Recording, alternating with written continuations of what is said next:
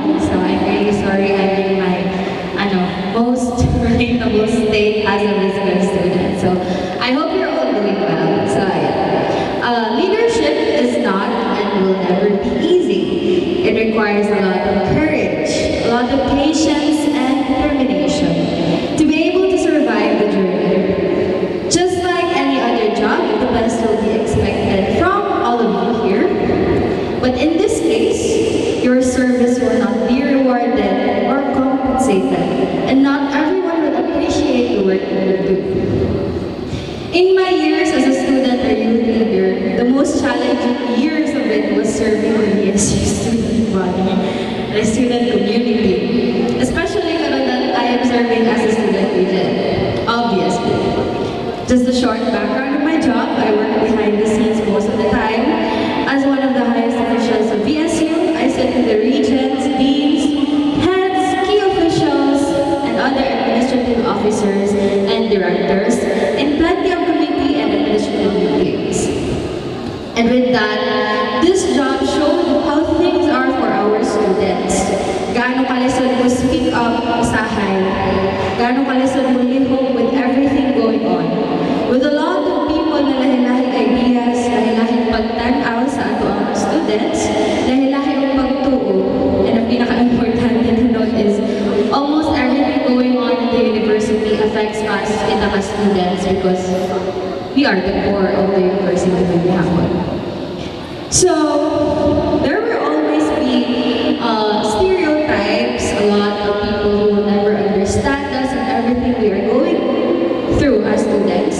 There will always be challenges and hindrances every single time. So you, my fellow students, always remember that along with your right to suffrage comes your responsibility to choose leaders who are not just willing but able to speak up when necessary, who are able to stand firm when things get rough, leaders who are able to fight for you and fight with you so make sure that your welfare and your rights are prioritized, are highly considered. Use this meeting, the Avance, TAPATAN 2023, as a way for you to evaluate your candidates and help you decide kinsay botohan now that the elections are fast approaching. To my fellow student leaders here in this Gymnatorium, there is no perfect leader. There will always be challenges and problems, a lot of that. But our students, they don't need you to be perfect. They need you to be strong, to stand up for them, to show up when you are needed most and have initiative even when they don't speak or they don't ask. To stay true to your commitments and to lead the best way you can. They need you to be the leaders who will bring about the changes that our community needs. Not everyone will understand when I say that this is a crucial time for us. Our next set of leaders will be the one of the people who will determine the future of VSU student community. This election 2023 isn't just about electing the next set of people who are going to sit in position. It's all about creating a strong front line who will defend, protect, and promote the best interests of our students. With that, good luck to our candidates, and God bless this TAPATAN 2023 and the coming elections of our VSU student community. Introducing our beloved party, trailblazers for reform and transparency. Our aspiring board of directors, we have Sani Dumpa Jr., Francis A. Coraza, Cristel Estrera, Renelle Perso, and of course yours truly, Cyrus Pataglan. For our aspiring executive members, we have for auditor, Ray J. Sablan. For secretary, Joy Sarah May Sulame. For vice president, Daniel Q. Hago, and our frontrunner for USSC president, John Ray Cardon.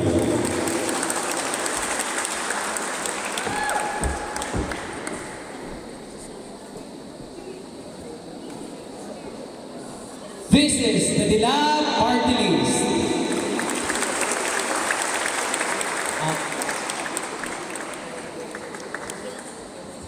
And now, let us welcome the Viscan party list.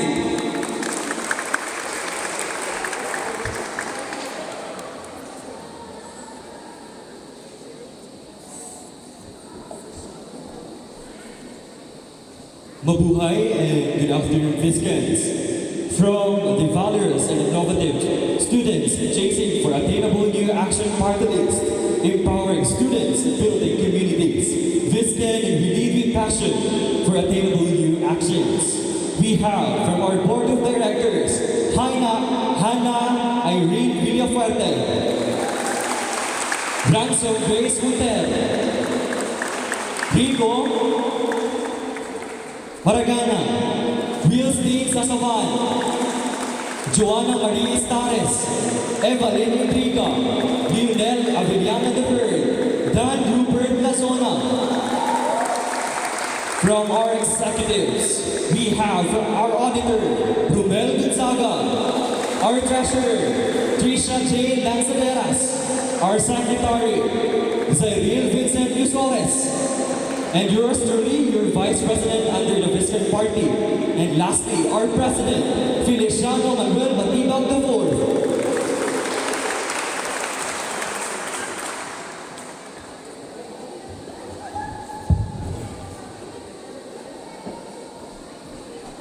Viscan, the Viscan party list.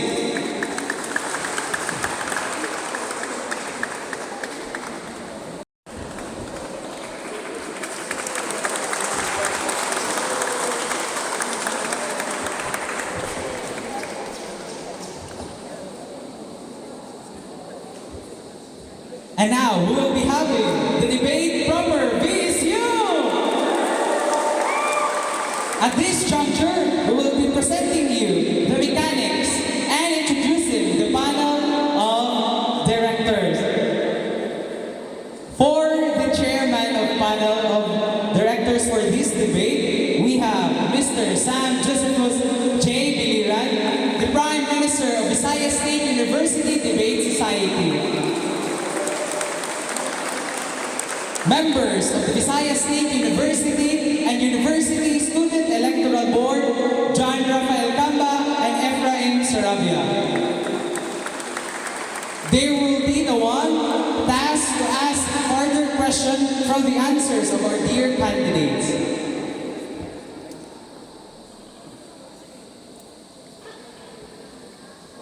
And now, before we start our debate, Viscans, let us first get to know the mechanics of how we are to go about the debate or the TAPATAN 2023. So, first, each party list will have all the candidates for executive positions except their board of directors as representatives for the meeting the Avance Debate segment 1 and 2. And second, for the national and university level questions, representatives will be given a choice on a set of number, and the question designated to that number will be read by the host.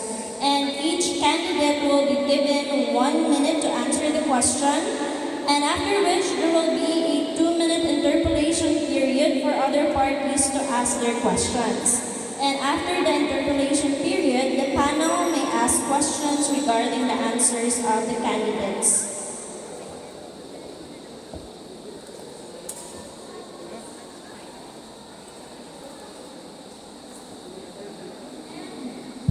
And our candidates may also opt to use English, Tagalog, or Bisaya only in answering the questions. So, our candidates are only allowed to use English, Bisaya, and Tagalog in answering the questions. We would like to remind you to please observe proper decorum and decency in answering the question. And for the audience, we would like to ask to please stop yelling, badgering, and shouting cheers while the candidates are speaking for us to hear their answers clearly. And again, the question will be read twice. So I hope that the audience will bear with us because the questions might mispronounced or misheard by the candidates and it could cause miscommunication. Thank you. Okay, let's call on who would be the first representative from Viscan and Dilaan party list.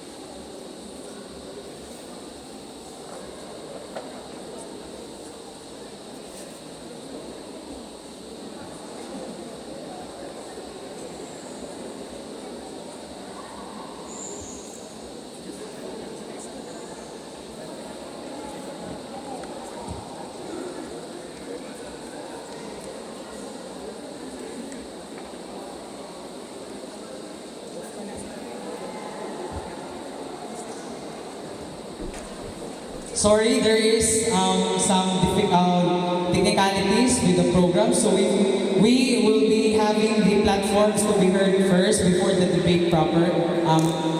Our apologies po.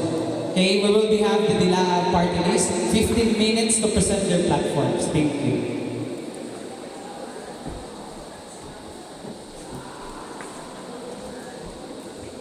Good evening, Viscans. Dilaan. It is not just a name, but a symbol of transformation, empowerment, and progress. We are a group of trailblazers, student leaders, who recognize the burning desire within ourselves to bring a positive change within our university community. Our mission is rooted on the principles of integrity, transparency, and reform, as we strive to ignite the flames of inspiration and set a path towards a better future for all Viscans. The LAAB aims to hold true to its core values and share this with the student body. Hence, they focus on the 6 central platforms, which is known the hexagon. Each side of the hexagon represents a crucial aspect of our vision: reform, transparency, alignment, students' welfare, education, and science and environmental conservation. Just like a hexagon, we believe in symmetry and balance of forces, which reassure that every voice of Viscans will be heard, and ensuring that every Viscan's rights and concerns are equally represented and addressed. The rigidness of the hexagon as a shape represents the strong foundation of our platforms, which is surely true to its aim. However, we do not walk this path alone. In recognition of the power of collaboration, we have joined forces with the Avante party list from the College of Veterinary Medicine, the LAAB party list from the College of Agriculture and Food Science, and the independent candidates from the College of Arts and Sciences and the College of Management and Economics. This coalition exemplifies the unity, the spirit of cooperation, and the shared purpose as we work together to establish a new and effective council system in our Visayas State University. Alam reforma, sulong para sa Viscan. And to further discuss our platforms and projects, let us welcome the LAAB Party Presidential Frontrunner, Genre Gardon.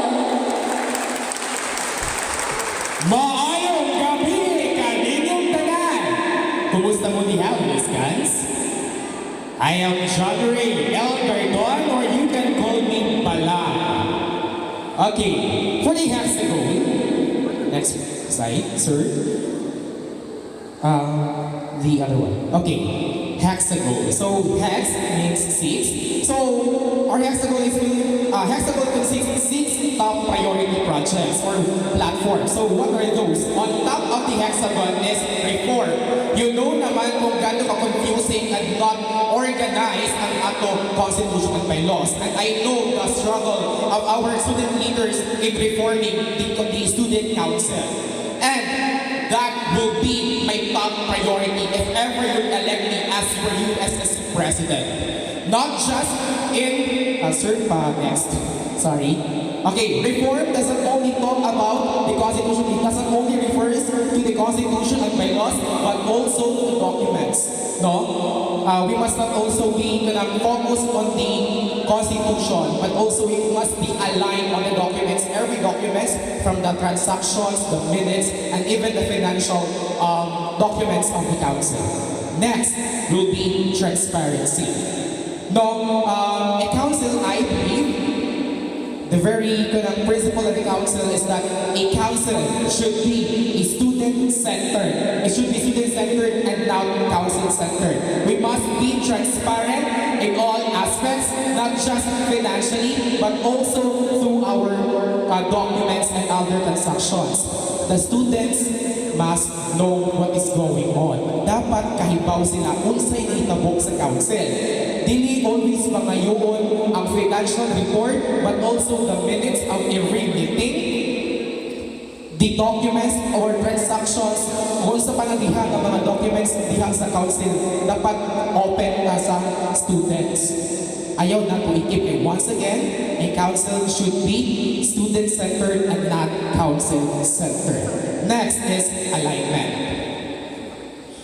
Alignment refers to hierarchy of information, disseminations, and relationships between different organizations and colleges and satellite campuses. You know naman, karon here, to tell you honestly, hindi yun ako makita ang alignment sa mga accounts sa USSC and even other organizations here in VSU. And there are reasons nga dong ingana, but here in the Laang Party, one of our priorities will be the alignment. Dapat connected ang tanan ng organizations from the USSCF, USSC, CSSCs, and the course-related organizations so that we can work collaboratively and that we can fulfill our purpose to lead and to serve the students.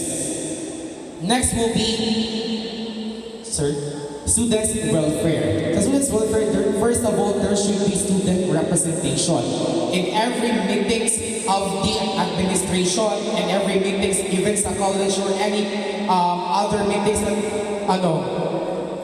concerns the students, there should be someone na mo represent, na mo voice out sa tanang concerns sa students. Also, the mental health awareness, which is very, it is also considered the silent pandemic. HIV awareness, HIV and AIDS awareness, and other awareness programs for the students. Also for the security and safety. And lastly, housing. You know naman, most of the students here in Baybay City are currently struggling in their own boarding houses. Even I, nag-struggle ko before pangita boarding house. Most of the boarding house, to tell you honestly, here in Baybay are not conducive. And we must do something about it because it affects the performance of the students. Next will be the science and environmental conservation. We believe in the USSC that we must support research programs and opportunities for Viscans, and that we must also fight for the environmental conservation activities. We must take part. Eco Park, for example. We don't know the reason why na nagipamudol diha ang most of the trees. Wala kasi sa Eco Park. But I believe there is a reason for that, but we deserve to know kung sa ba ang reason. Next, last will be education. Education. As you all know, before sa student councils, na-achieve USSC grant. Dili mo focus, I know, dagan sa ato mga students din, dagan na students din sa VSU talaga, are having trouble financially. Diba? And karon, even the check,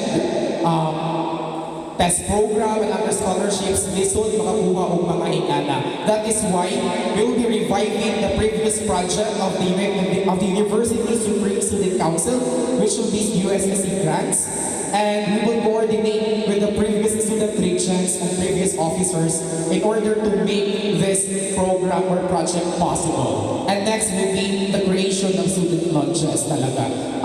The problema diri kasi as someone na daghan kayo ang vacants and layo ang mga classrooms, naglisod ko asa ba ng mga kuan diri ka ng please nang mutambay kuan ng students. But imagine, Visayas State University, daghan kayo ang students. And ang places na to diri, most of them are not conducive enough. Diba? So we must do something about it as a council. So once again, ladies and gentlemen, that was the hexagon. Those our 6 priority or the top priority programs and platforms of the Laang Party. Once again, I am January Algardon, the USSC front runner of the Laang Party. Alam reforma, sulong para sa Viscan. Lagit-lagit para sa kabataan at para sa bayan. Alright, Viscans, nagkilaab, give ang kilaab party list a round of applause for Kilaab party list for presenting their platforms. Yes, but now it's time also to hear the platforms from Viscan Party List.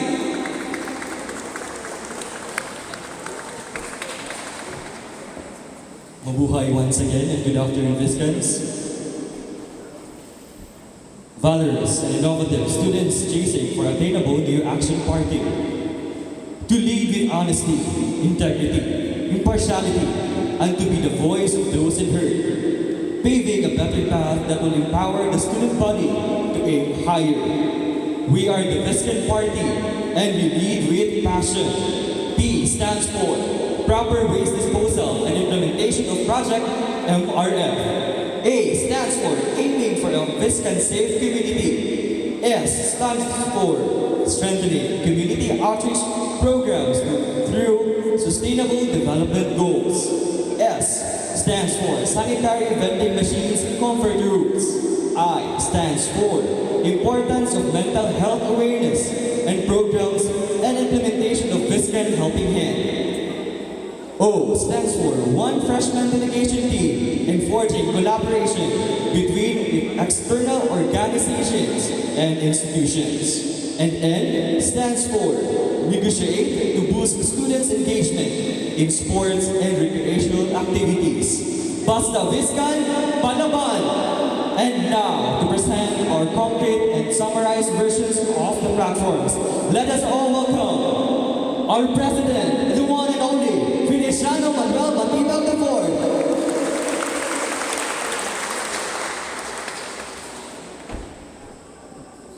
Mabuhay Viscans! Hello once again. I am here not just to protect my name, but I am here but to deserve a second chance for you to impress me. So yeah, my platforms is passion. So P, proper waste disposals and the implementation of projects MRF can have a significant impact on the environment and the university community. With this, issuing the improper waste disposal, this initiative can help reduce the amount of waste that ends in landfills, which can have negative environmental consequences. This party list of these platforms provide easy access to proper waste disposals, containers, signages can help promote proper waste disposal practices among the university community. Additionally with this, conducting symposiums and seminars on proper waste disposals and waste management can also have a positive impact on the university community. Overall, these platforms can have a positive environment and the university community by promoting proper waste disposal practices and increasing recycling rates. This initiative can contribute, once again, a more sustainable and environmental responsibility to the university community. So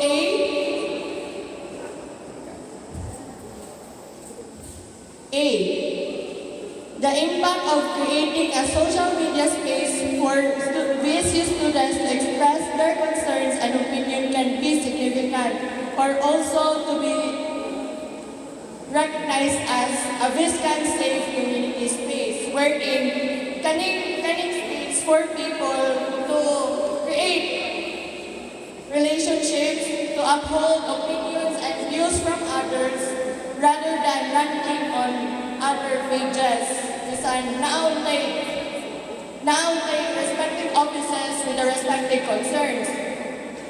So with this, it can increase communication, it can improve engagement, better information dissemination with the things that involve college announcements, concerns, or other related concerns.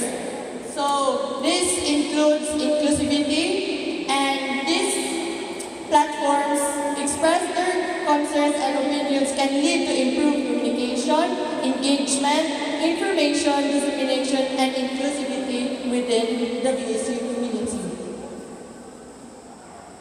So another S is strengthening community outreach to sustainable development goals, SDG, can be significant impact on both the community and the organization leading the initiative. So we are all aware that we have ambassadors from sustainable development goals. So by organizing a series of community activities that can promote SDG, the organization can increase awareness and understanding the importance of sustainable development among community members. So with this, through sustainable development goals can lead to a more sustainable and resilient community. So the impact of implementing a mental health awareness and program in a university can be significant. This tackles the impacts of increasing awareness by having monthly interactive symposiums that can benefit the students and as well as you as a person itself. Okay, we are having different problems that dili ninyo masolusyon na ikaw na usa. Needed na jud na ang naay person to tap on. So peer support, allowing students to speak in a peer group discussion because it is and it can be vital for us people. Access to counseling, the designated freedom wall with sticky notes provide an easy way for students to access the guidance of counselors, or rather to communicate with us, the USSC officers. And lastly, improve mental health because it is very crucial to us, Viscans. So by increasing awareness, providing peer support, and access to counseling, students may experience improved mental health outcomes. It can lead to better academic performance, increased engagement in extracurricular activities, and overall well-being.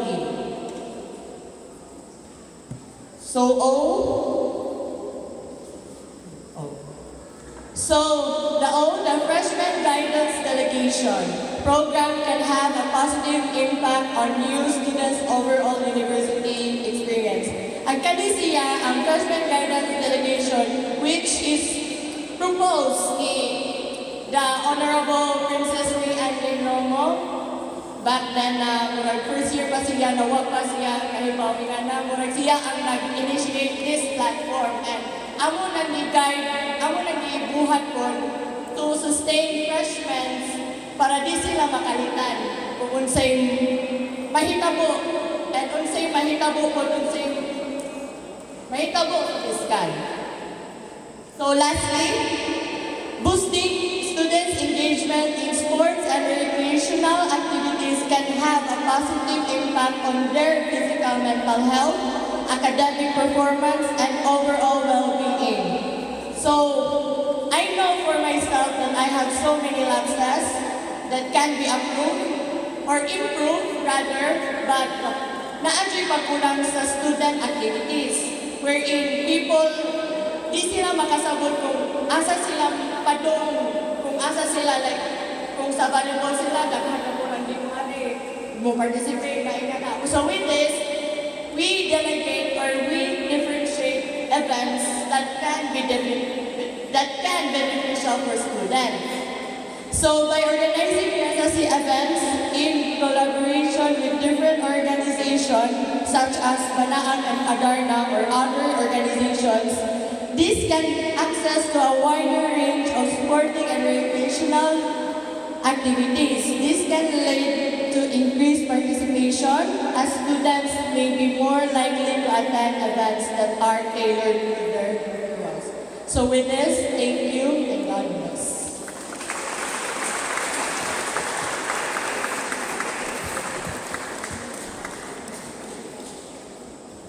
Alright, Viscan, that was Viscan Partalis. So I hope you listen very well to their platforms because these platforms are, of course, their main aim is for the benefit the student body. And now, let's hear a short introduction for the platform or alone independent candidate for Board of Director, Don Lynn Graffler.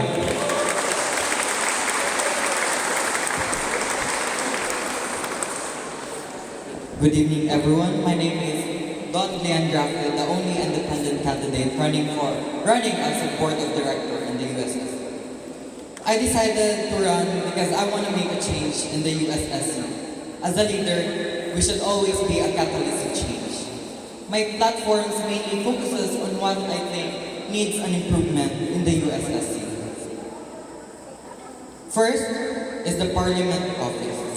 Having a Parliament Office ensures orderly and efficient and productive office. One of the things that I think needs an improvement is on how the council conducts meetings.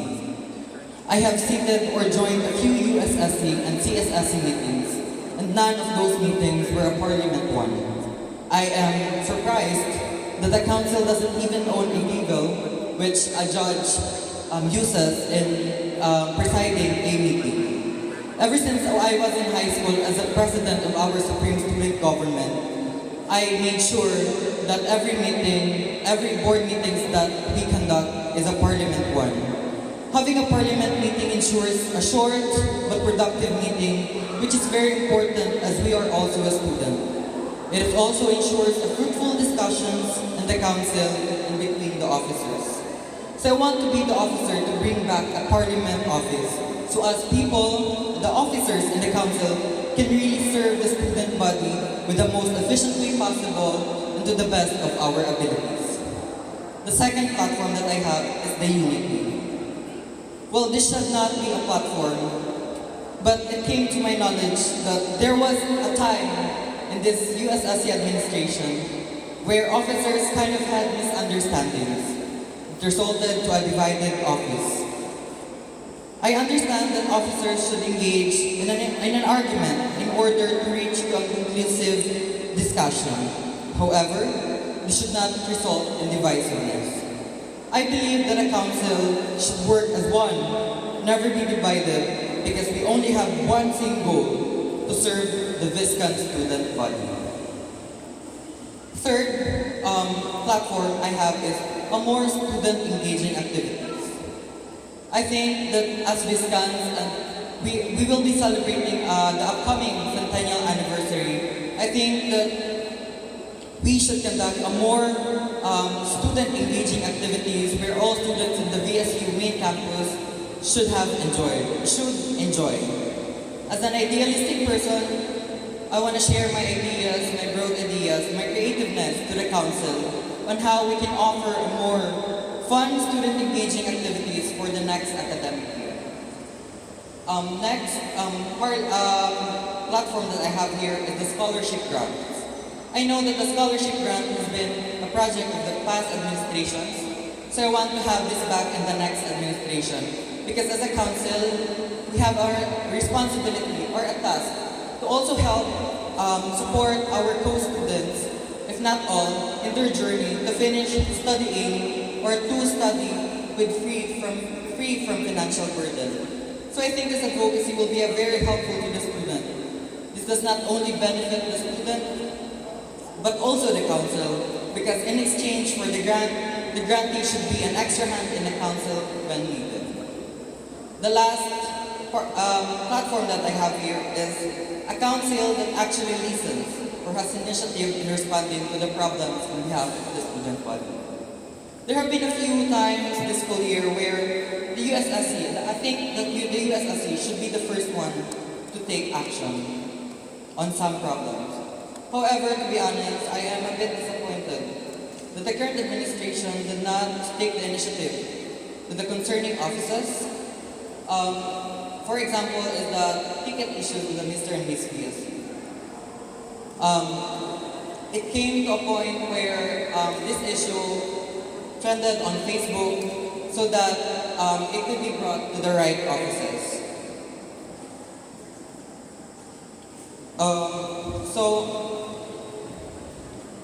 This advocacy, so I think that this advocacy is very helpful to This advocacy can be achieved in a very simple way, some of which is to utilize the USSC page properly, and the USSC should have a suggestion box outside the office where students can write their complaints, suggestions freely. In this way, we can also get ideas from the student body on how we can serve them best. That's all for my platforms. Once again, I am Don Guillem Grafe, your independent candidate running for the Board of Directors.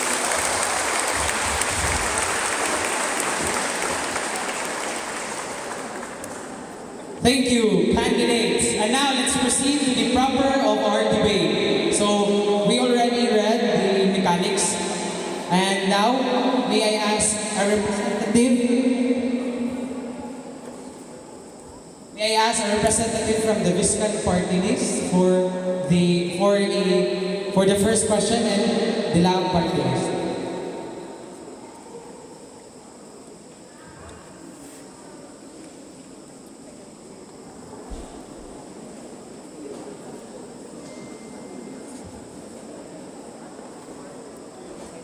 One representative from the executive positions. Okay, so the question for the first part of the debate is question number 3.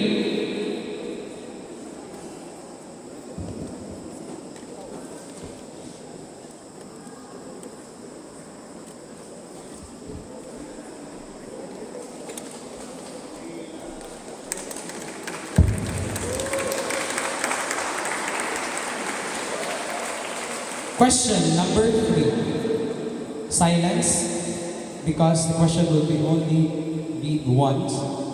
On the year 2021, the Philippine Statistics Authority noted a 35% increase in OFWs compared to the previous years. Statistics for allowing years have yet to follow. With that being said, why do highly skilled Filipino graduates tend to follow this trend to seek employment abroad? And how should we incentivize these individuals to contribute to the local workforce instead? Your timer starts now. Most of our skilled workers or mga students decided to go abroad kay mas dako opportunity dito. Ang karon manggod I mean bisan og sa una pa kay mas dako og requirement mo kanang mahimutang nurse taas kay tao kanang education niya ato ang intake para mahimong nurse pero ang sweldo dili ka equate sa kanang effort nga ilang gi-exert.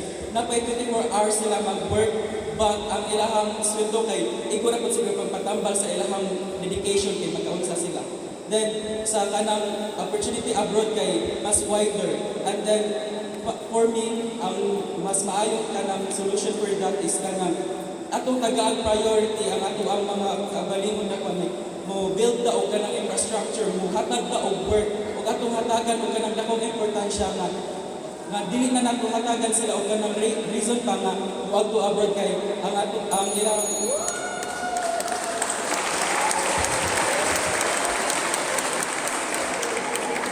Okay, from Viscans party list. Your timer starts now. Okay, I think one of the issues that the Philippines is currently facing is the underemployment rate. So I think the reason why most of the skilled workers here in the Philippines opt to work abroad is because first the rating. Let's be practical. Natay kami nag-event. So, nga nung settle man here in Philippines when nakabalot na ay abroad na mo-offer na itong high. And then second, here dili ma-value ang imong skills. It's because of those who are in position na mo-oppress to those na naa sa ubos nila. One issue is nurses or doctors. Namingo ng mga doctors na nurse ka lang, doctor ko. Oh my God. Diba? Nurses also put their effort to get that license, and then you will degrade them or imos lakuan sila karapatan. So it's not just to I thank you. Okay, thank you for that. And now you're given 2 minutes for interpolation question period.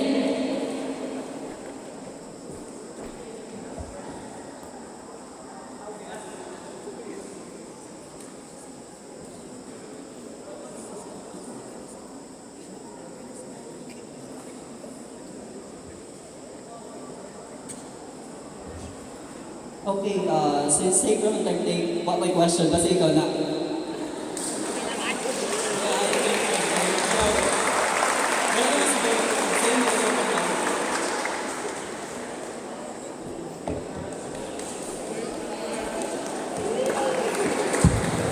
Okay, let's have the panel for some follow-up questions. Please stay on the stage. Any follow-up questions atong panel? Okay, I'm gonna give you guys a chance. I'm gonna give you guys a chance, 30 seconds each, to tell me what it is that we need to do. You've talked about what the problem is. You've talked about who we have to blame or who has to take responsibility for the existence of the problem. But I failed to really understand what are the incentives that we should provide these marginalized people or these communities that are being affected by the current circumstances of our country. Okay, the lab first. I'm going to give you guys a chance, okay? In 30 seconds, please explain to me what do we need to do in order for them to be incentivized to contribute to the local workforce. Because both of you guys have already told us the problem, but what is it that we really need to do?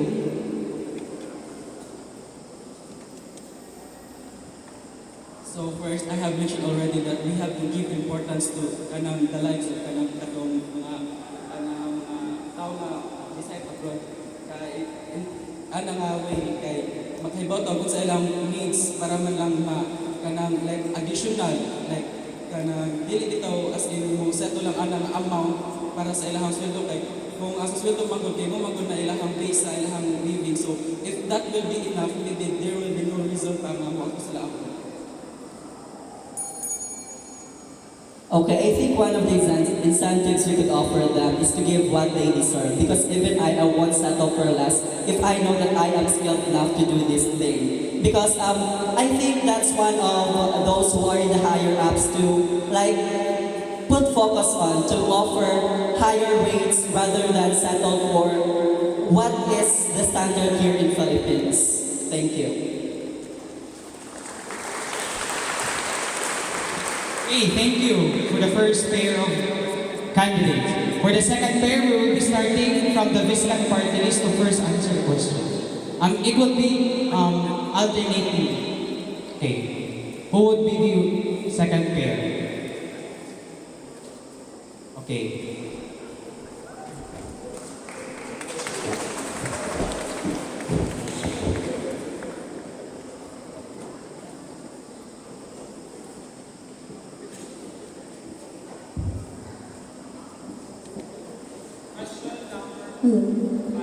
Okay, we have question number 5. The month of June marks the celebration of Pride Month among members and allies of the LGBTQ plus community.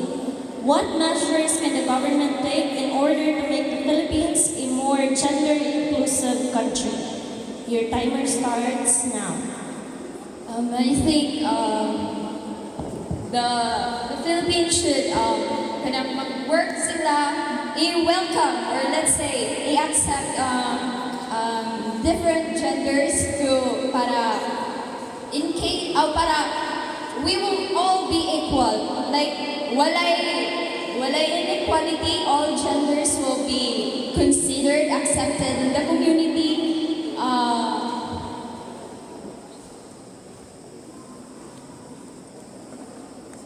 So I think that's it. That's all.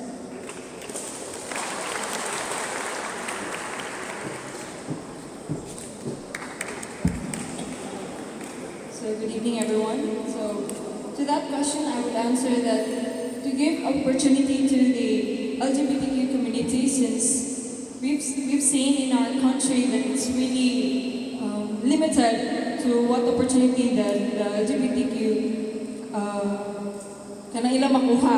And ang ako mayon the people who are in power is to have an open mind, to see that they don't have, to have no biases. Kay magkuan man sila sa mga LGBT community as a sin. So we should see that the LGBTQ community as equal. We should present them equal rights, equal opportunities, job opportunities, and all. I think mo ang priority regarding to this issue of opportunities and the equal rights. Thank you. You may start the interpellation period, 2 minutes, if you have questions for each other.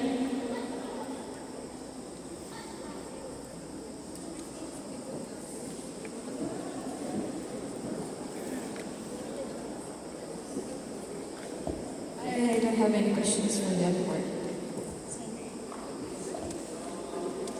How about our panel? Do you have any questions?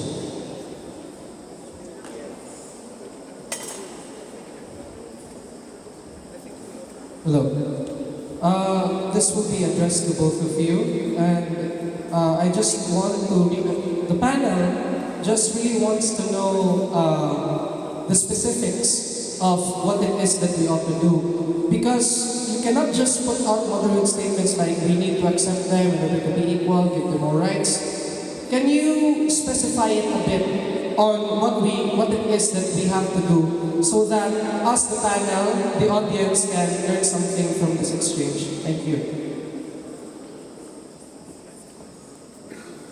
Okay.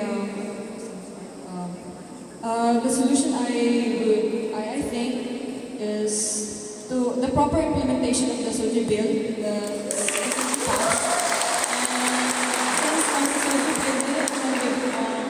LGBTQ involved it's the rights of everyone na dapat natin equal rights and opportunities. Kanang implementation lang sa mga laws and kanang the proposed bills na kanang gi-propose for the LGBTQ to be heard sa tumoto.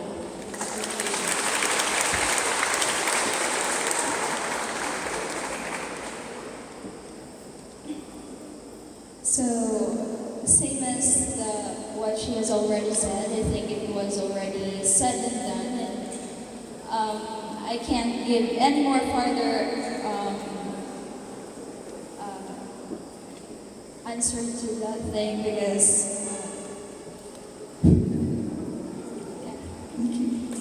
Okay, thank you, second set of candidates. And now, who would be the third set? And this time, the lab party list will be speaking first. Okay, the lab party representative, you may take a number. Okay, number 1. Question number 1.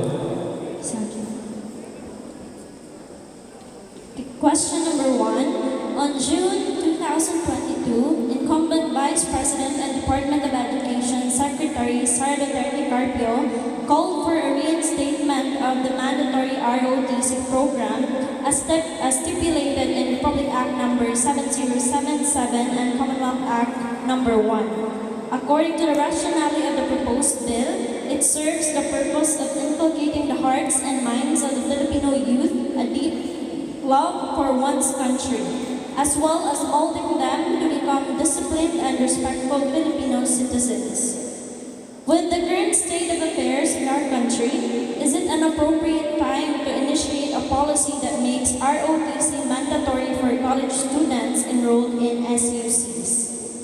Maybe one of the problems with our government is the funding system. We should fund for projects that are more relevant, especially in the present. We have a lot of problems in classrooms in our public schools. One problem is lack of mga gamit sa school, mga equipment sa school, and maybe instead of implementing this mandatory ROTC, why not give more attention to those projects na mas heavy kailangan need? So why not fund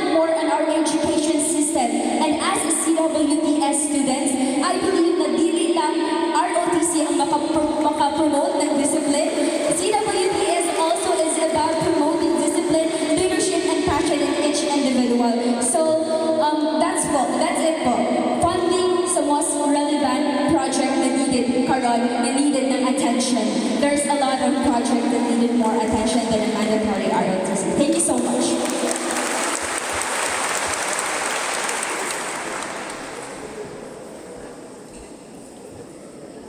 So, the same idea that the mandatory ROTC isn't that relevant in our current time. As she said, ananahan ng CWTS to kuan sa mga leadership and also train nationalism. So, it's not necessary na i-implement pa ang mandatory ROTC. Ang idea na maghimo ta og mandatory ROTC came from sa Korea. Ang idea kay sa ilaha dito, ang ilaha system is they're using mandatory ROTC to train mga individuals or groups of people para to defend their nation. And as I can see here sa Philippines, we do not need that level of preparedness. Of course, na ay Cold War, mahitabo sa different countries, but You may start interpolating for 2 minutes. Hi, Kuya. Just a personal question. Do you think that with your previous experiences, you are capable for this position? yes. Why can you say so? For the question. Sorry. Okay. Do you have questions about that? I'm actually curious sa imuha kuan sa fundings, ang flow of funding sa imuha sa instead na magbutang sa mandatory ROTC, you're putting it sa classroom settings, which is very good. Nice yan idea. Curious ko kung kanang unsaon na para matarong or kanang na-flow. It's still a proposal, and proposals have their degree of percentages.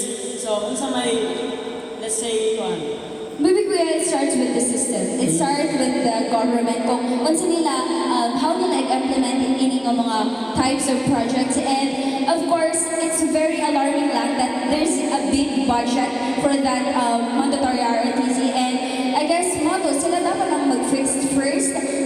Like, it is in the system kasi po. Sige, thank you. Thank you.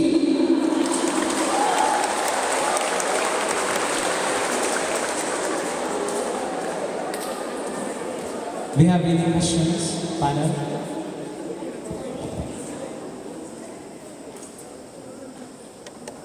Okay, thank you. Thank you. For the fourth set of candidates, may we welcome you in the stage.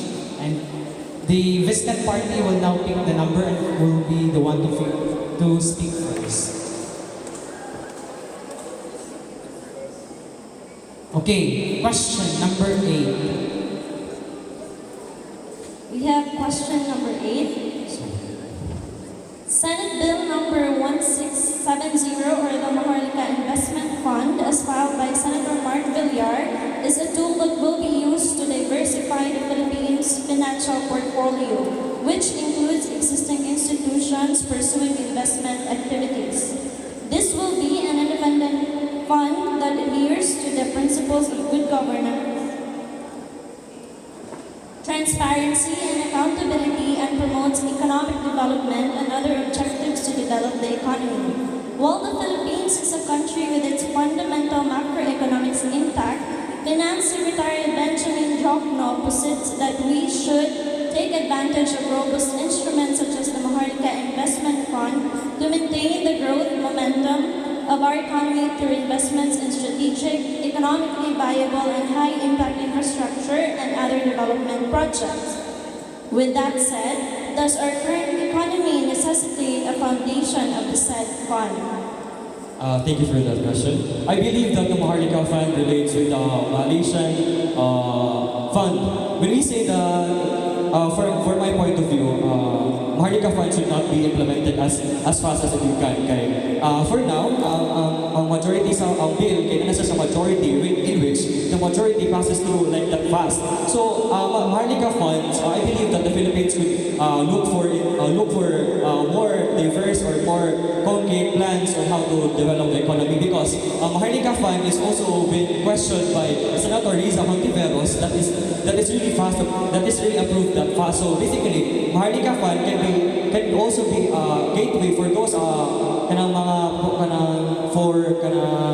insufficiencies of fund, because ang gobyerno bukurapan sila because ang katong mga stated na itong laws was not deliberately walang isprayan sa Senate, in which it should not be implemented without even knowing what's beyond that section, what's beyond on that section.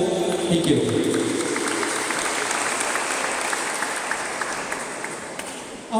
Maharlika Fund was revised. For me, it has its own advantages and disadvantages. But I believe that it should be revised in a way that everyone could understand it. There are times that this bill doesn't only focuses on the economic growth, but also the personal interest of the politician who filed this bill. I think if we use this as to our advantages as a constituents, I think it would be not only focus on the economic growth, but also it would focus on our personal growth as a people here in the Philippines. Okay, thank you for that. We may start the interpellation period. We have questions for each other.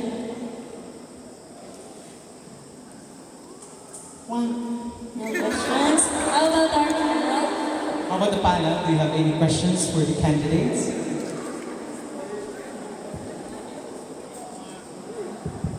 So, good evening. So, both of you oppose the implementation of Maharlika Investment Fund for this particular matter regarding economic growth.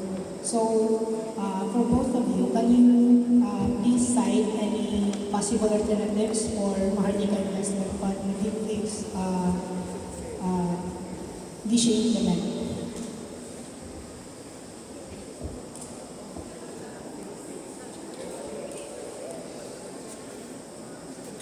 So for me, there are lots of funds that the government has. So the DPM has a lot of funds that should be divided into some groups. So Maharlika Fund, pwede man siya i-implement, but as long as ang katong funding or katong Maharlika Fund will go through the process in which those citations or those sections under it will be revised or will be inistoryahan sa majority, because minority leader Rizal Tiveros found it na yung paspas nila in which it should not be implemented kay possible siya ng gateway onto corruption and disbursement sa funds sa government, in which na ingat to sa mga personal gains sa kanang politicians. And for me, the more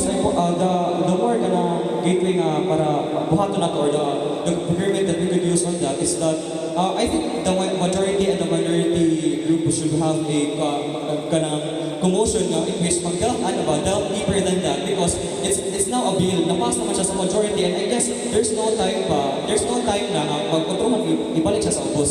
So basically, they need to have that equal na mga sentiments on that, and the majority should listen to the minority. Thank you. Yeah, I agree with him totally, because at first this bill was proposed that ilang fund daw is kuhaan sa mga insurance sa SSS, sa GSIS, which I believe na dapat di natin inilaptan. Ngayon, this is for the people, the fund is for the people and not for the government. We should revise it in a way na kung kumukuha ta sa mga pondo na asa mas diling nagagamit. I think the government has a lot of lapses here in this bill, but I think as we go by, we should keep in mind that we don't only have this mind that for our self-interest lang. Because as politicians, as leaders, we should always take care for the welfare of everyone.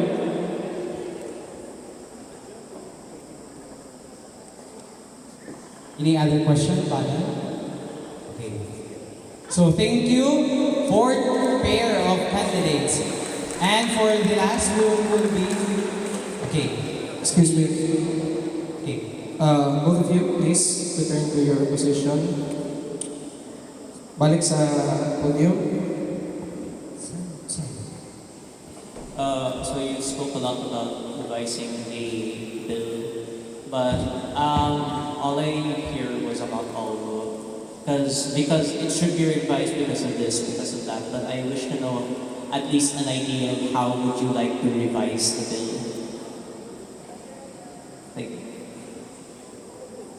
So, for me, just like the CBL and the Federation and as well as the university, the first thing foremost na dapat i-focus sa minority and majority would be a meeting on the different sectors. First isip through nila idea behind it because a certain rule mo or a certain revisions or amendments in a constitution or for example sa bill ay kinahanglan na siya i-talk about kaya just like we do for the past 2 years under the Federation, we talk about it, we open about possible na mga options regarding to it, mga loopholes under the sections. Revisions in the laws it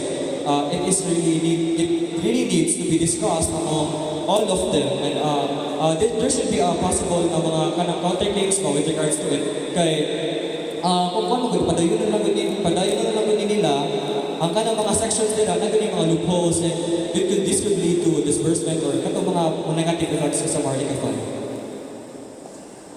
Thank you. Hello. I'd like to follow up on that. It's interesting that you talk about specific sections, or it's interesting that you throw the word sections around. Can you cite, I assume that both of you have read the bill, right? I haven't read through it, but I know the majority of the idea behind the Maharlika Fund. Okay. But if I would just like to clarify one thing. Both of you speak in confidence that the things that you talked about are true. And you say in confidence that there are specific sections in the bill, or there are sections in the bill that could be loopholes that siphon the money that was supposed to be for the people into the pockets of the politicians. Now I'm asking you, what specific section there, if you could just name one, I'd be very happy. What specific section in the Maharlika Investment Fund is something that has to be revised because it could be a potential loophole for that aids in corruption? If you cannot cite a specific bill, at the very least, cite a specific idea and try to go off of that. This is to, wait, you still need to answer the This is a connection to that. Let's just have this as the question. And this is going to be addressed to the two of you. Is that fine with you, Frank? Okay, sige.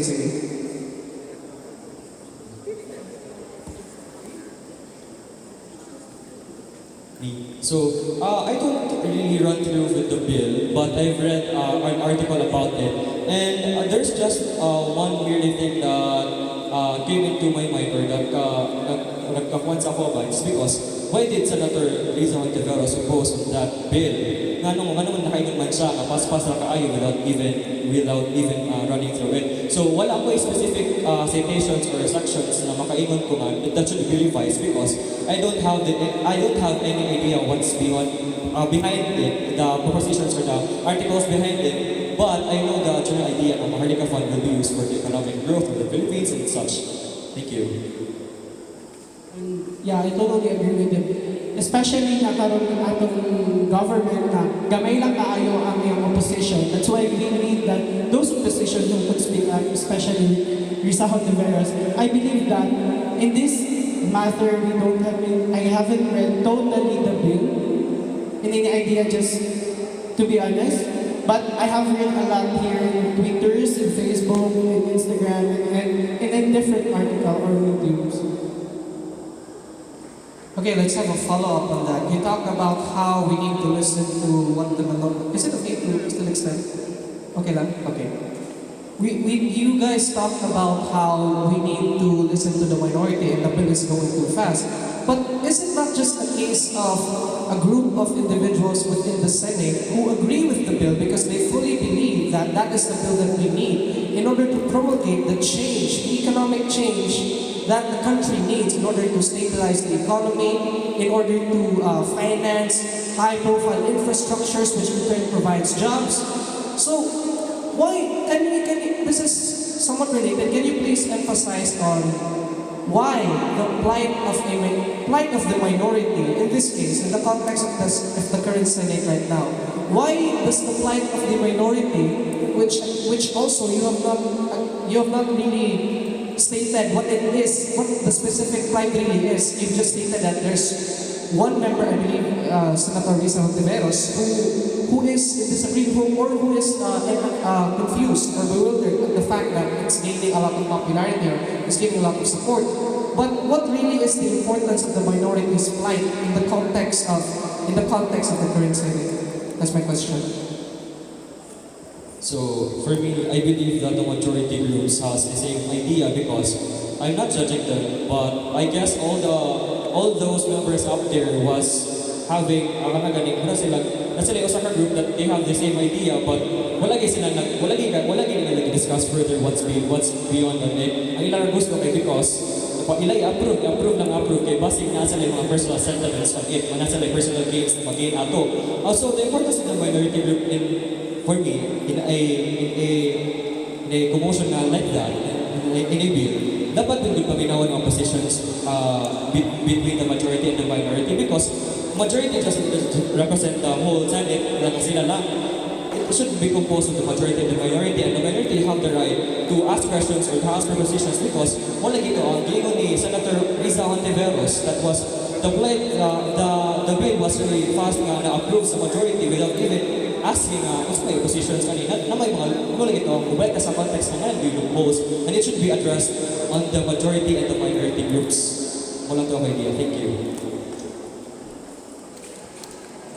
Same as with him, that let's just see the count of the majorities and the minorities right now. Nagamay na kaayo. That's why we also, those representations in the minority, that minority balances the bill, what needs to be done, and what's need to be revised. That's all.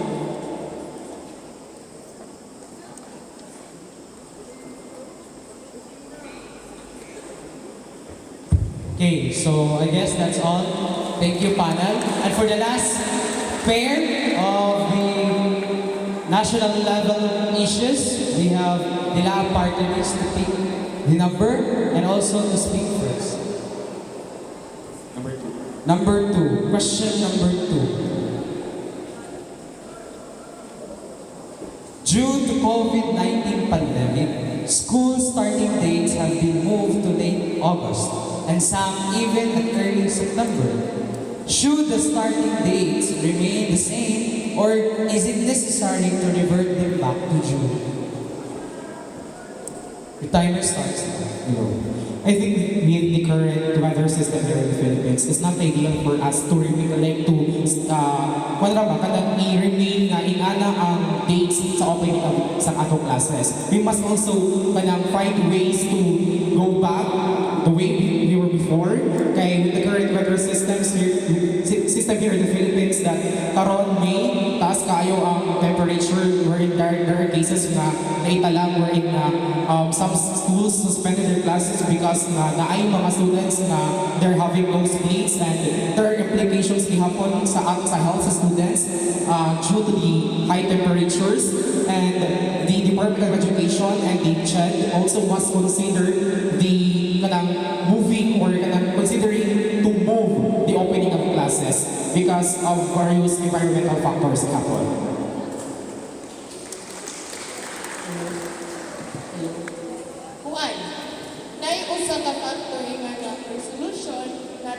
With that, I agree with that dates are resumed and on a specific date, pero they did ila dyan ang i-consult sa students. Mauna yung murag, ahong specification na dapat sila mo consider with that. I agree with that, pero with due process and with due meetings and with due consultations, naamon ang students sa Ghana. Thank you. Okay, thank you for that. You may start the interpellation for 2 minutes if you have questions for each other.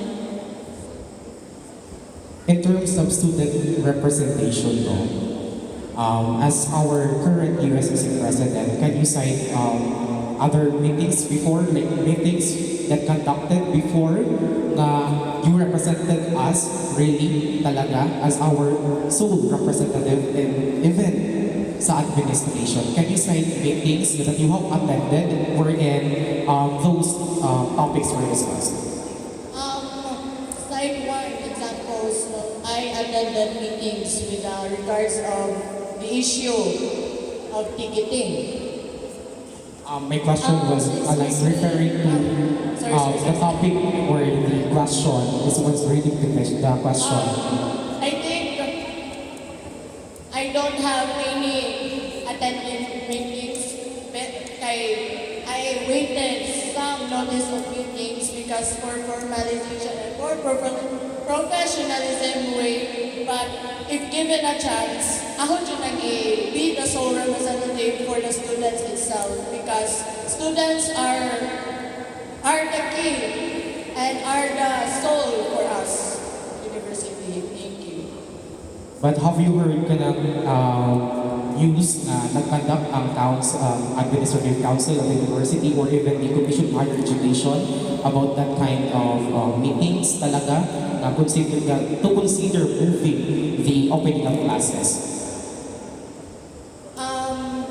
As far as I know, and as far as what akong na-update, wak pa, pero naghuwat rin gihapon ko kung unsay mahitabo kay naghuwat rin gihapon ko kung unsay mga notice of updates kung i-relay na mo.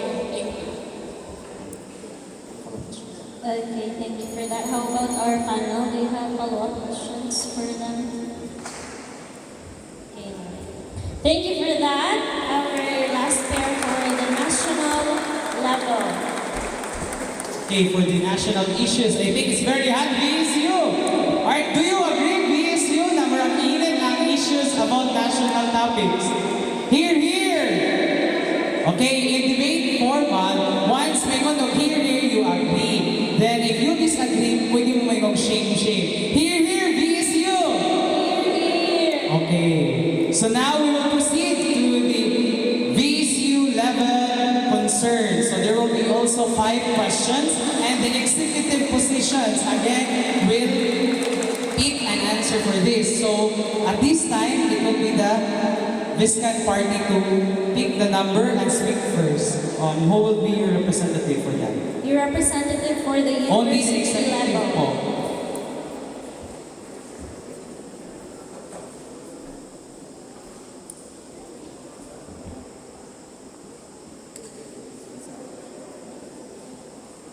Okay, big question number 7.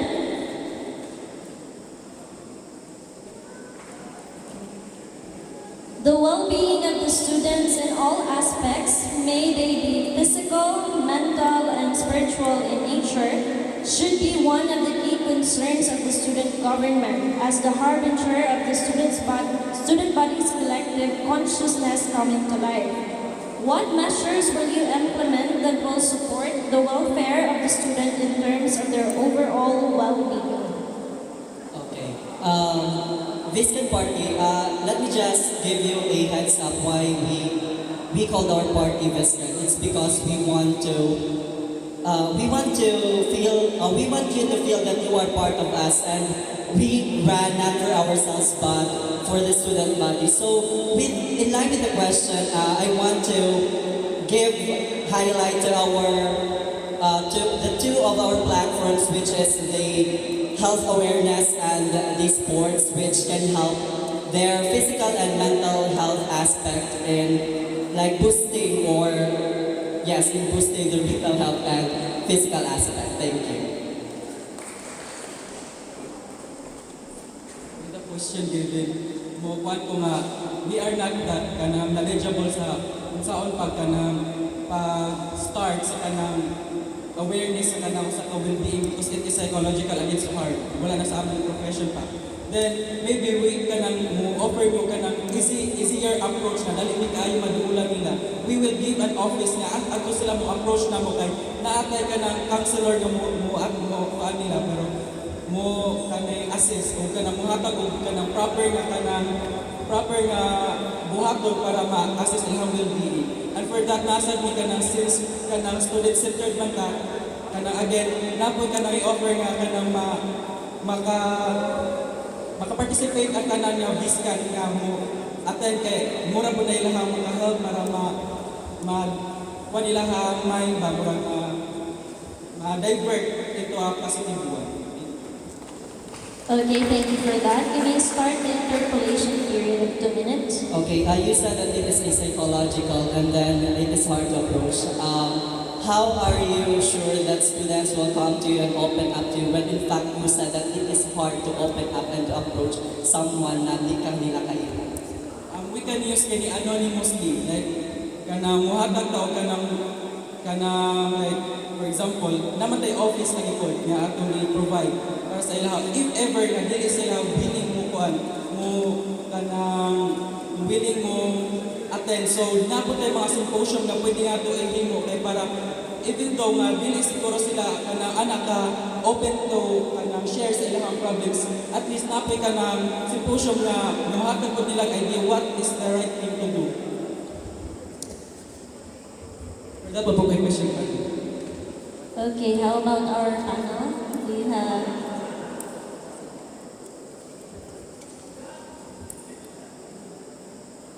okay, so thank you for that. Let us have our second pair for the university level questions.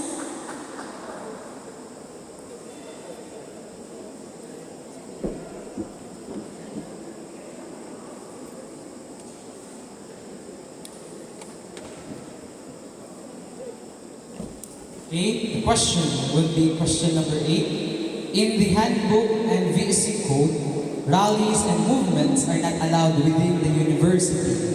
Is there a need to change this or should we retain this policy? You will speak first. Your timer starts now. School activism is one of our platforms, and I think it should be implemented, but at the same time, it should be monitored. Kanang dili sad kay kana bang uban unlike sa other schools that ang ilang school activism kay or boom na siya into social activism. So ang dili sa ato mo-agree ko or I want to have that na mag-rally or mag-contest sa to issues kay since we're students under the nga university, maparlay ka na ang issues nga within sa university, kita man dyan ang maigo. So, para mahibaw ang mga head or the people who are in power, kung saan ato need or sa ato gusto mahitabo para sa ato university for the welfare of everybody, I think school activism is needed. Thank you.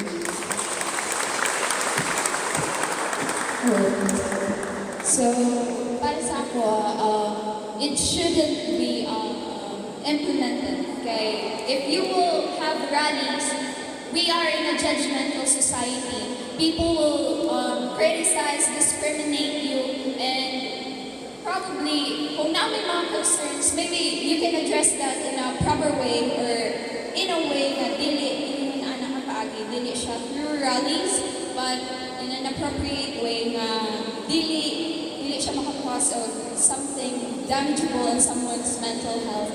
Okay, that would probably affect if ever na rally. So I think it should be delivered in an appropriate way, not in that way. Thank you. Okay, thank you for that. You may start the interpolation period for questions. Ako lang question. Unsa yung idea gidi ay sa school activism or like rally and pag-voice out sa ito? Do you think it is really that would cause damage sa the school? Like I said, masugod ko nga implement siya with just kana ba i-monitor?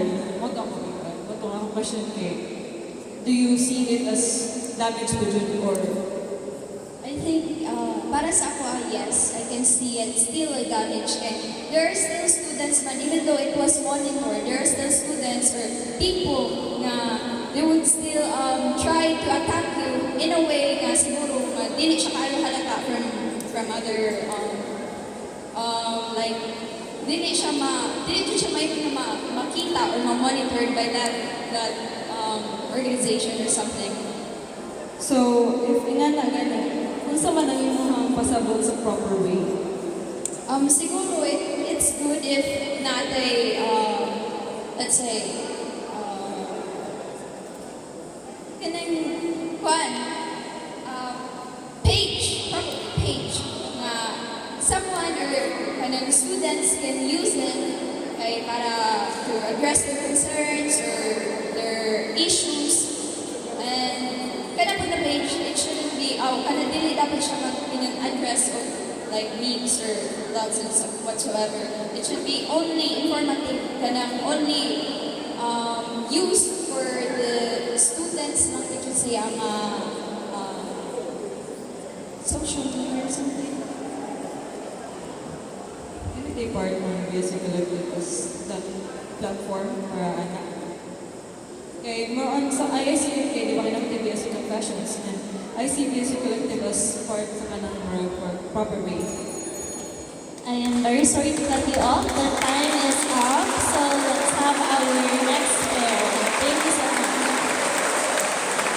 Next one from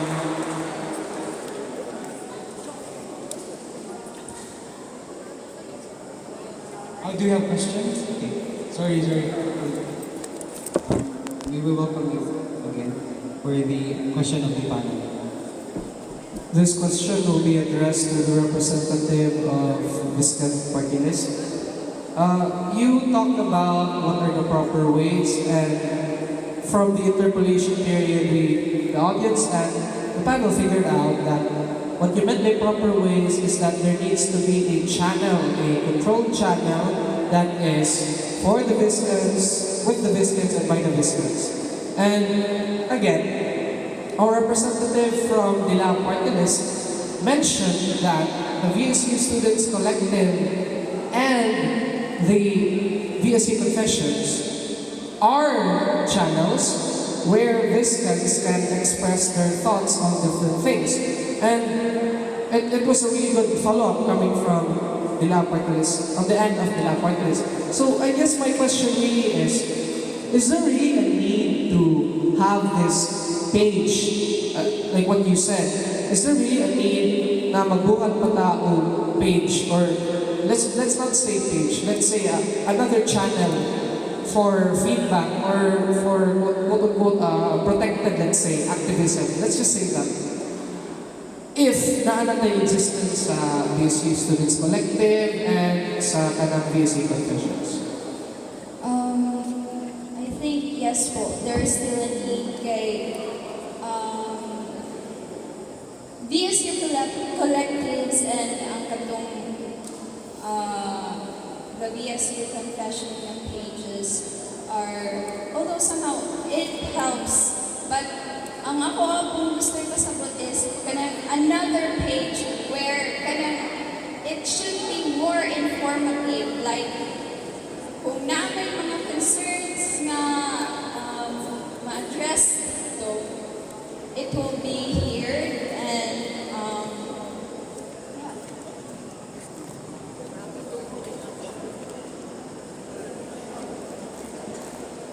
So, in line with that, kinsa man ang mga moderators ani nga page kay if naatay pa mga page, like most of the I think the audience is familiar with this also, na important kayo moderators na mag-manage sa isang page. And importante sa atin, kung ingat yung it's very difficult to filter out the content that needs to be put out. And uban kani nga pages, especially sa VSU Confessions, no offense intended, kay bisag kung saan na naman nga content ang ilahang ipagawas.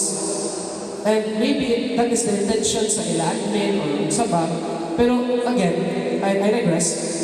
Kinsa man ang mga moderators ani na quote-unquote page or channel na i-mention, mag-involve ba ni siya o sa student government?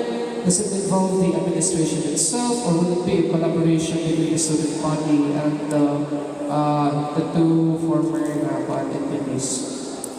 pwede po siya the collaboration of the admin and the council, like USSC. Kay, if na-admin nga, no offense, wala na siya ikaw na this is an opinion on me, wala, I don't mean to be offensive, but naman po if sa if reserve number ko kanang mag-handle ana is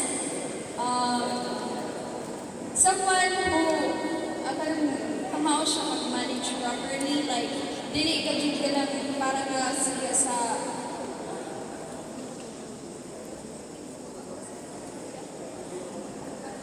but I think yes po, collaboration good. I just can't express ang akong na-adrenaline. Thank you. Okay, thank you so much for that. Now, let us have our next pair.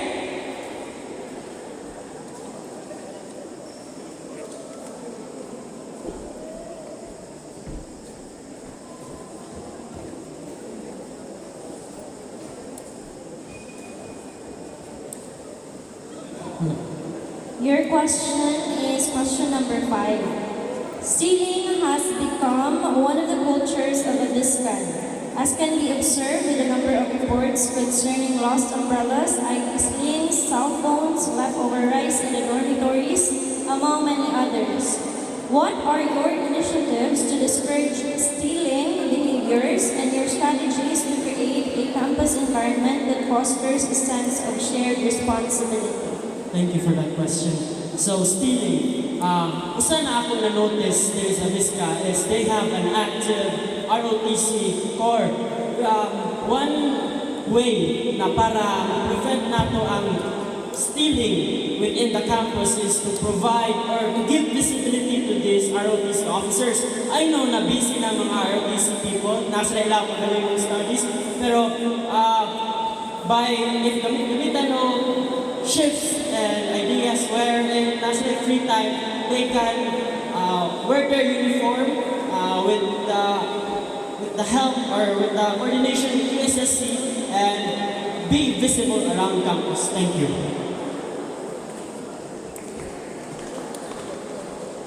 So, in this kind of issue, it should start within the discipline of each individual. So I guess as a USSC council, we should promote awareness of the student to promote discipline inside us. Because I know that it starts within ourselves.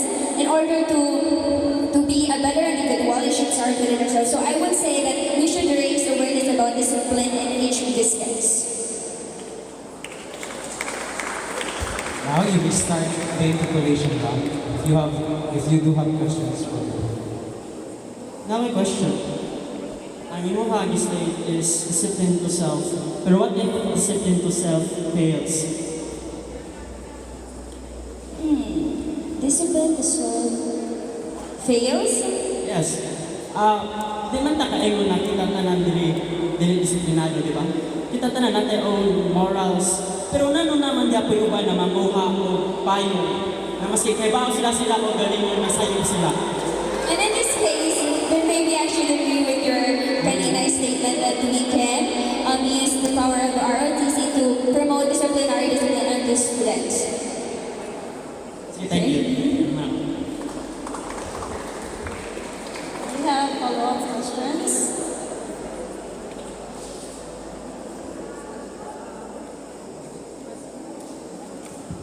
So question, di ba? You mentioned the involvement of ROTC. Yes, sir. So, why is it that we need to have them, the ROTC officers, or in fact natin talaga doon sa university na security sa admin. Tapos, ang involvement sa ROTC, you mentioned, is only the visibility of ROTC officers. So, how could that visibility help reduce the incidents of stealing?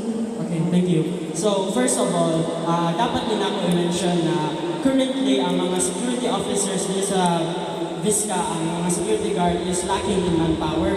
And usa sa manpower na na-adjust sa ROTC, ang visibility sa ROTC, mura siya psychological na effect na, oy, naka-uniform siya, di na magbinuang sa doon niya, ibasin, unsa. Kaya I think ROTC has like power within the uniform they wear. Thank you.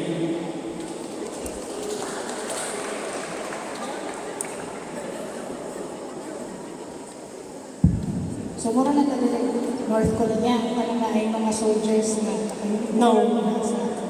Sorry. Pero that's not the idea I'm trying to present. Ang idea, this is benchmark from Orbong City, wherein police officers are visible, but di naman sila ingo na gihadlok sila or something. It is just to patrol and protect. That's all. Thank you.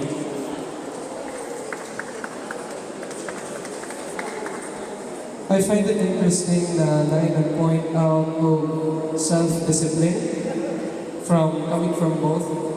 Pero I think that if we only look at it in the aspect of self-discipline, then it becomes a myopic view in nature. Because what about self-desperation? Basit ka itong tao nga niko sa payong, kinahanglan siya payong, nakita niya na kadabuhan na. Basit ka itong kauban nimo sa doon, iguntong nagit siya kaayo, matong pagtanaw niya na abri nga kuan, iyang gikuha ang luto. Or basit ka itong kakawat sa kung ay display, base nakauna-una siya na kawato na kung ay display, wag siya ikaw. Okay? Anyways, affected ko na yung question kasi it happened to me personally. So, how do we already talked about self-discipline. So, how do we take into consideration self-desperation? Kaya, of course, people know na ang kanang nangawan sila, kaya sila masayang ilang dibuhan. Pero, circumstances made it nga, nahimutang ang circumstances nga, nabuhat din nila. So, unsa man ang atong pwede mabuhat nga actions? Not just na tanawon if mangawat na sila, but what are actions that we can do para di na sila kinahanglan mangawat?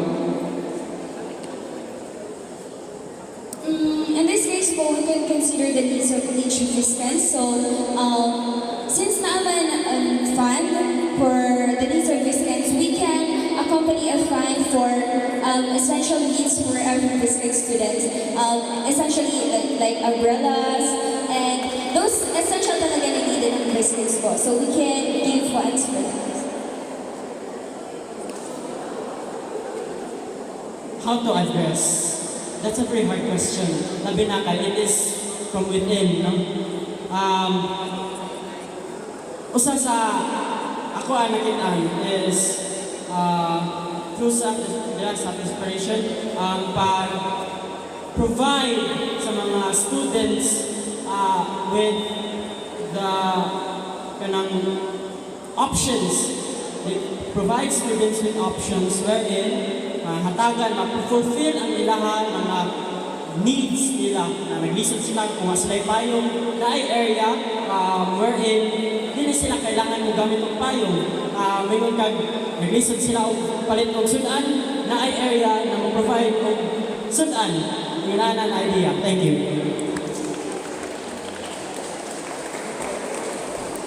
Thank you so much for that. Now, let us have the next pair.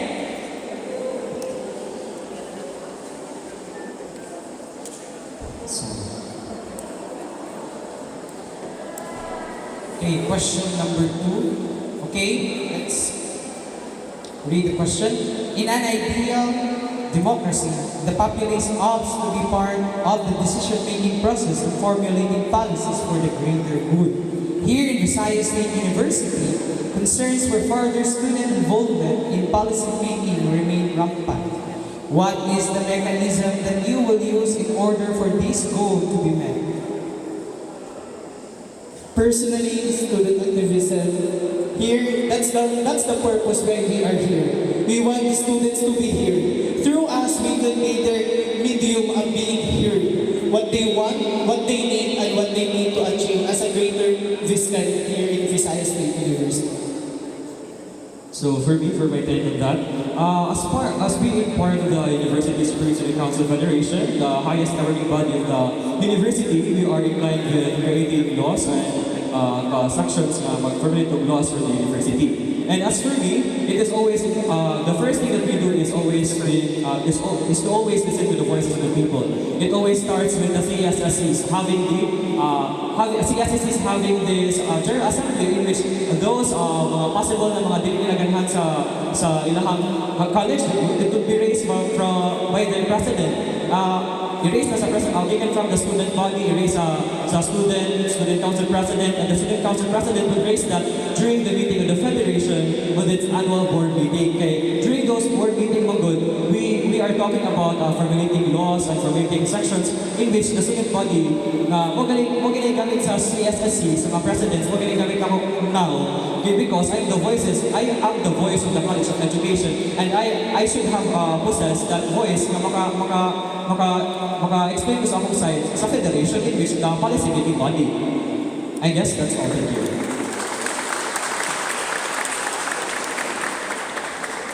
Here's my question. As an incumbent president, what specific law or that you have done here in Visayas State University that made an impact here? There are no laws that have been created for the past years, but yearly resolutions on the amendments of the CBL of the college councils and also the USSCF. Because there's an internal conflict with the CBL of the USSCF and the USSCs and the CSSCs. But for me, as the Assistant Secretary General of the University Student Council Federation, I've managed to approve, for now, ang aming mga resolutions with regards to the SAs, atong mga pagsaka sa ilang sweldo, and there is a lot of resolutions that have been passed on inside the federation that has been not disseminated into the student body, and hindi siya visible sa tanan because nara siya sa in between the presidents and the councils. If you know the ay na masabog the ay ang CBL, in the first place, why did you not fix it? Actually, there's a lot of conflicts that you need to understand. First, the constitutional bylaws of the university hasn't been done stipulation to the students. It has been originally planned by the federation to have a constitutional convention in which there is an involvement of the CSSCs in order to solve that mess nga nagbili na yung decline ng mga CSSCs ng CBL sa USSCF. So, main goal aning ang constitutional convention is to have representative from the college councils in which they will be able to speak up on the necessary things that would be beneficial to the federation as well as beneficial to the student body.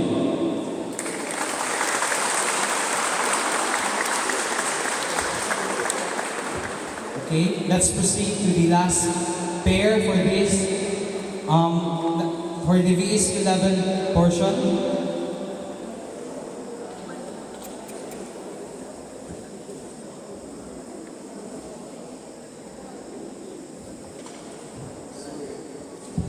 Sarah, why, di ba, you mentioned about the Constitutional Convention.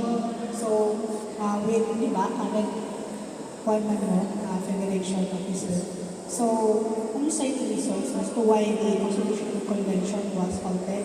Was the plan nag-flop plan or postpone siya or di na siya Actually, the Constitutional Convention came from the idea last March. There should be a Constitutional Convention, but the idea of having the anniversary for the next coming month would be wala siya conflict on it. So basically, the Constitutional Convention was rescheduled and will be passed on to the next term. But the plans on how it should be done, the plans and procedures kung kisay mo disseminate ani kung kisay mo buhat sa taas under it has been planned na. But wala ko nag-ingon nga di siya mahitabo. Di ba siya mahitabo karon? But in the near future, if I am together with the Viscans party, we could be able to ang atong plan na plan sa term ni Madam would be action or will be envisioned or mag-workshop throughout our term. Okay, because nag-lack naman sa time, election naman karon. So basically, if naman lang time, we could go through with that propositions. And, yeah. So yung other premise na if you win, the Constitutional Convention will go on. Pag sila, I'm not saying that they are not viable on it. I'm just saying that the idea of having me as a very council of the university council governor will be an edge for me. Makatog ang plan na was designed will be implemented in the next. They can actually do it in their own way, but I'm considering the plan of Madam Chair, Madam Honorable Princess Roco, kaya sa mga efforts to formulate the plans na wala na kung dali naman answer sa next. They can take the lead one also. But for me, my edge is that I have that knowledge about what is the plan, the original plan, what to do, and what offices are, what I need, the offices. Para ako, my plan. Thank you so much.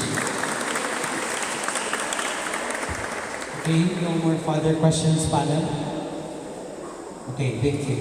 Okay, for the last pair of the school-based issues.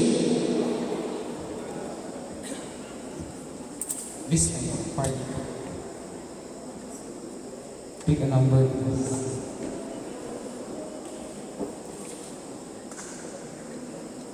Okay. Question number 4. In the university, there is the presence of two prevailing powers, the university administration and the student leaders under the student government. The former being the overall deciding entity when it comes to the ins and outs of university policy, as well as being segmented into different branches that cater to university concerns in a systematic manner, and the latter acting as the voice of the student body, pushing for initiatives that aim to further student participation in the activities of the university, inculcating these individuals to be model Viscans within and outside the establishment. What are the checks and balances that can be put in place to ensure that these two prevalent powers do their roles accordingly? To formally state this question, the distinction of the leader and a voice of the representation of the student body is necessary. And to implement that, we must consult and to gather designations, tasks, and to ensure the benefit of the students' welfare. Thank you.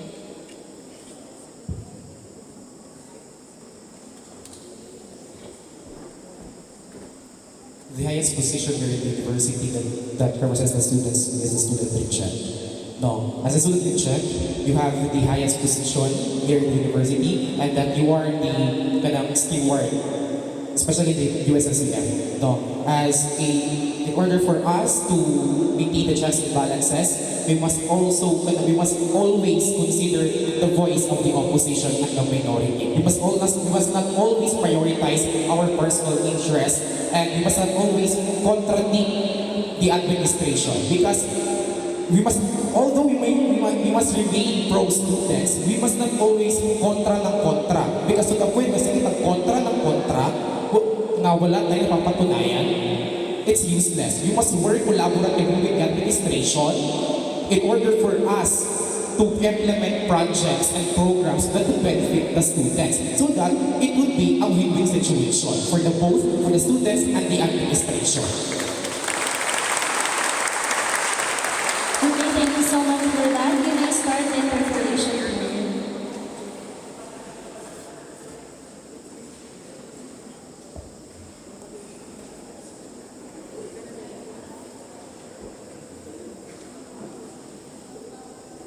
How about our panel? Do you have any questions? I think that there has been a great misunderstanding on what the question really talks about. And I would just like to clarify this. Basically, there is, I'm just going to say it outright, because I know that everyone here is aware, especially those that are members of USSCF, USSC, and if there are any members of the administration that is currently watching. There is an existing, I don't know if I'm allowed to say this, but I'm going to say it. There is an existing tension between the administration and the student government. There is an existing, it's not, dili na nakaroon, suka na sa onda. So, in the context of that circumstance, unsa man ang pwede na ito mabuhat? Di naman na makaingon ng council, ang government dapat maminaw na sila sa admin, kaya sila may nakabaw sa tanan, di na sila kontra. What if, I'm just saying what if what if na ay considerations nga wala na take into account sa admin because they also have their own concerns. And if dili nila na, if ilangan isugot ang concern sa student government, kay mag-retail ang progress sa ilang gusto ipa-forward na concern. What if nga na ang situation? Again, I'm gonna give the two of you a chance to answer this properly.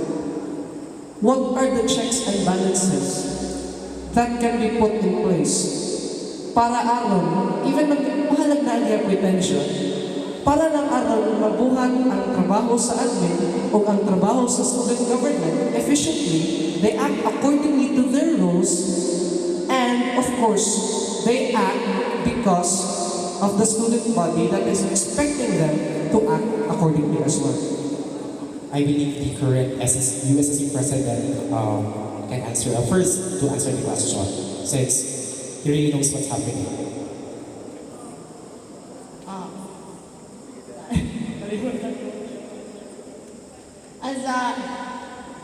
The problem is, can you repeat the question, please? If I may. Mr. Feliciano Matibag, I know that you're aware of this, and it's good. I know that you're aware that there's currently an existing tension. That has been since sa una there has currently been an existing tension between the admin and the student government, USSCF, USSC, USSC, etc. So, unsa man ang pwede na tumabot ng checks and balances? Basically, para aron makakuanta nga ang two nga prevailing powers sa university nga maogyod basically ang maka-decide para sa mga estudyante. Sila gyud ang dapat sila mo work in synergy para maka-decide what's best for the student sa Visayas State University. Gusto ba lang mga checks and balances na pwede na ito maputang para aron makabuhat sila sa ilang trabaho, wala sila or at least muna ang ganun sila atraso, very kanang patago ba, mabili pa ila sa mga estudyante or na. Unsaon man na ito para mabuhat nila ilang trabaho, responsibly, while thinking of the students, and maset aside ang mga uban ng mga concerns that could be personal or could be a different level of concerns. So I know and I am confident that they have different ways, different opinions, different views, different concerns, but the council has or will be an independent that can be motivated, and my solution for that is to have clear understanding to the view of the administration, because I know that they are concerned of the welfare of students, but clearly to say that through clearly understanding the views will come to an approbation for the two powers. Thank you. Okay, so in a context of implementing a project that really needs approval from the administration, as a student council, every project talaga is thoroughly deliberated. Buwagi pa lang sa advisors talaga. But there are times na musagin na siya sa administration. There are various factors talaga na musagin na siya administration. But what as I have said, you must work hand in hand with the administration talaga to fully implement such projects that would benefit the students. Also, if didn't sila musugot ng administration, we must use our power as a student council, as a policy making body. We must use our power to craft legislatures that will urge the administration to implement such projects that would benefit the students.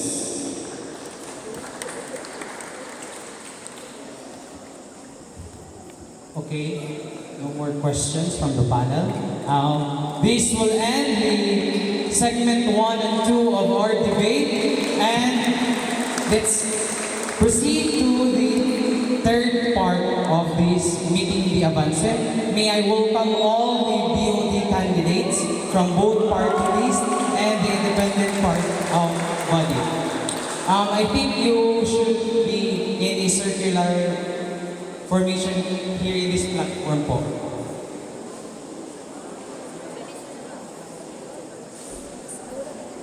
Okay. This segment is the thumbs up, thumbs down.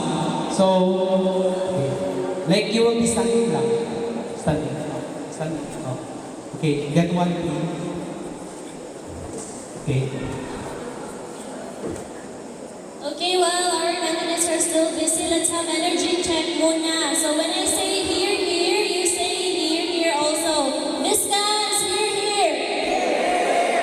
Okay, we're na pa may energy at the crowd. So now, let us proceed to our, this is the fast talk portion of our meeting the Avance Monday. Okay, form lang please. Na makita mo sa audience. Okay, candidates for the Board of Director positions. There will be 10 questions na i-ask. And for each random question, I will be needing one representative from the lab party list, Viscan party list, and independent party list to explain it for a minute. Okay? Oh, explain for a minute. But not all the questions, only random questions. Okay? For the first question, would it be wise to establish a council of organizations, just like in other institutions, to help interest or course organizations represent themselves better in the student government and the university? Thumbs up or thumbs down?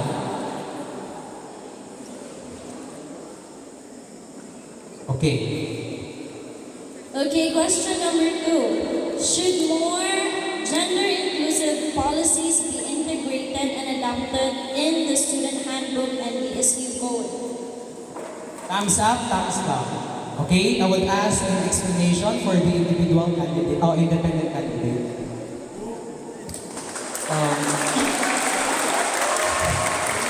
As a member of the LGBTQIA+ community, I can say that the VSU is already a gender-inclusive university. But this needs further policies or policies that protects the rights or that has an anti-discrimination bill. So I think the University Supreme Student Council should base on the SUGI bill on how they can write and make a policy on how we can achieve a more gender-inclusive university. Thank you. Okay, thank you. Third question. Ready your flags?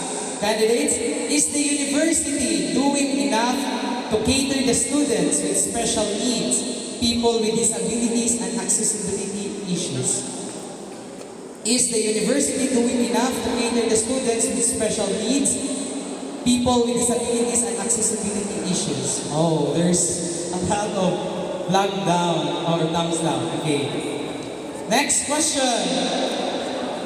Do we live up to our core values of relevance, integrity, truth, and excellence, or is there a need to realign the focus and priorities of the university? Again, do we live up to our core values of relevance, integrity, truth, and excellence, or is there a need to realign the focus and priorities of the university? Thumbs up or down? Do we need to realign? Yes. Thumbs up, thumbs down. Do we need to realign? Realign. Okay. I think there's a majority of thumbs down, so you are not favored. Okay. Next question. For the fifth question, should the university use its resources to invest in alternative sources of energy on the campus, such as solar and wind? Okay. Okay, the sixth questions. Existing laws cite that the student government and the school publication are independent and do not operate under any office of the university. With that in mind, does the university give enough room for student councils, officers, and journalists to exercise their authority or power and allow them to function, work, and govern as needed? The question is, existing laws cite that the student government school publication are independent and do not operate under any office of the university. With that in mind, does the university give enough room for student councils, officers, and journalists to exercise their authority or power and allow them to function, work, and govern as needed? We need a representative from the Viscan party list to explain their answers in a meeting. Who will volunteer? Okay. Hello. Okay. As I've observed, although we do see that, for example, our student publication on the AMRAD is doing their part to cover all events, all issues, and represent the student body's opinions also. But I feel like they're restricted, and also that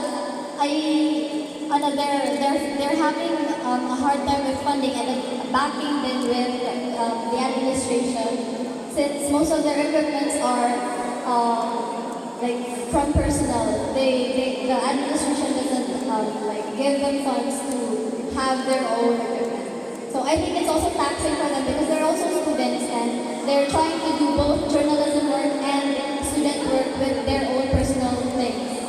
Okay, thank you for Viscan party list. Next question.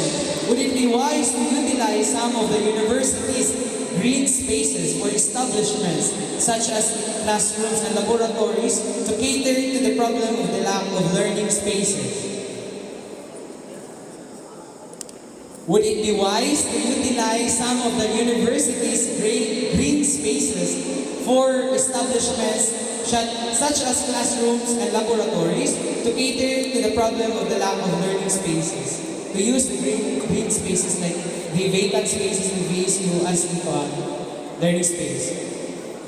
For example, we will be sacrificing this portion of forest in order to convert it to classrooms. Are you agree with it? Do you agree with it? Converting, okay. Okay, we need an explanation from the loud party list to expound your comment. We need a representative to expound your answer. Dila. For a minute. So most of our answers from the lab party list is abstain or no, yes, but not all. So the explanation is that the Visayas State University is located in this area, and as one of our goals, the environmental protection, we need to consider also our forest, our watershed management, and it is not our right to convert those forests or areas. So, for example, the agriculture located in front, it is not for us to convert it into buildings. We have so many areas. Just for example, it is the same situation on the agricultural reform on buildings. There are laws considered that those lands are only for agriculture. I'm sorry to cut you, but time is up. Let us have question number 8. Are you in favor in opening the classes on August amidst of compressed second semester and mid-year? Again, are you in favor in opening the classes on August amidst the compressed second semester and mid-year? Okay, we are having mixed answers. Some agree and some do not. Ninth question. Should the admin really continue to not allow students who wear skirts, slippers, and shorts to enter the administration building? Should the admin really continue to not allow the students who wear skirts, slippers, and shorts and pedals to enter the administration building? Yes or no? Okay, we already seen that there are various of answers.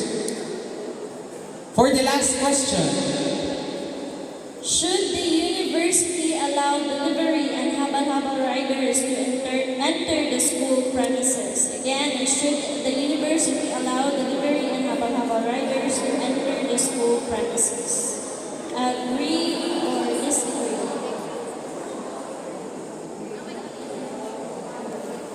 Okay, thank you, BUD candidates, for this portion. Thank you so much. And okay, we have a little bit question. We have a question for you. So I would like to ask. This is the most used question in VSU Debate Society. So I will just to ease in the mood. Okay, for the last portion. Do pineapples go on pizza? Do pineapple go on pizza? Okay.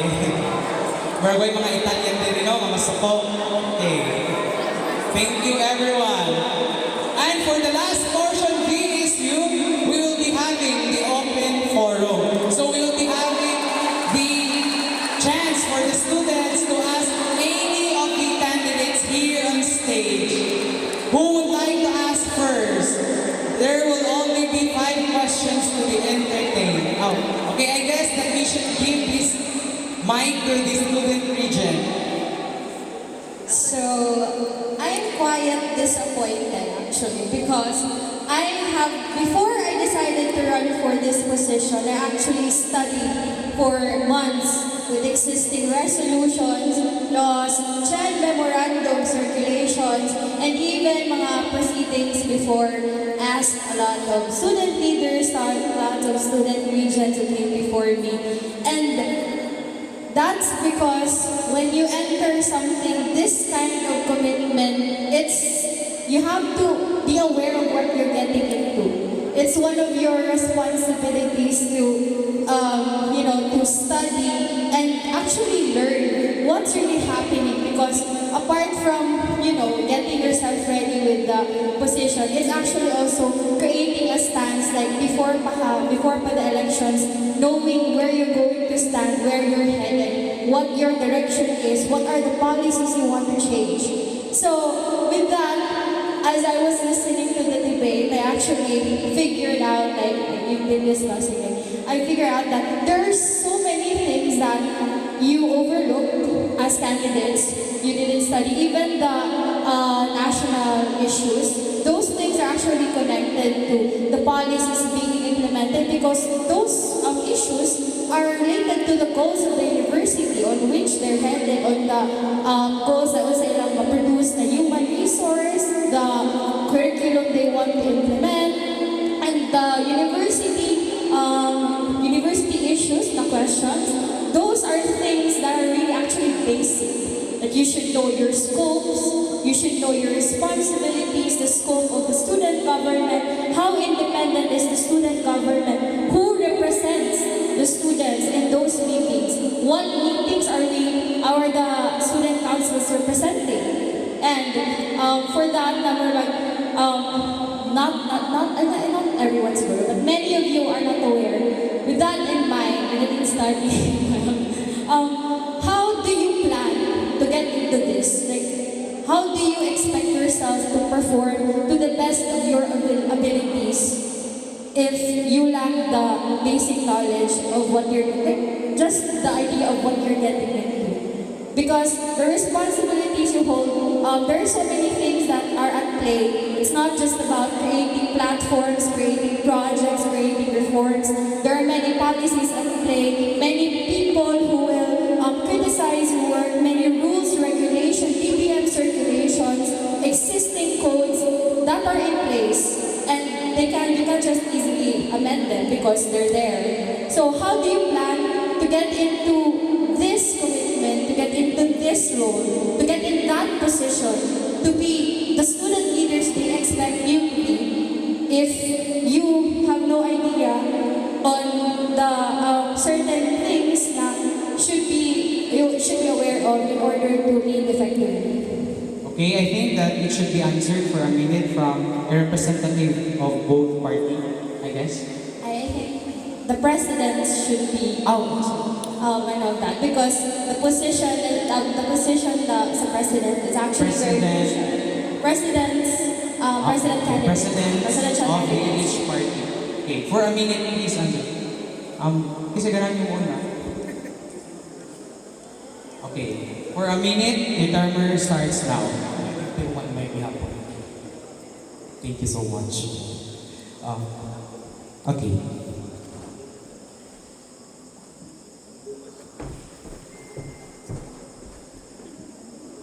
So, how will we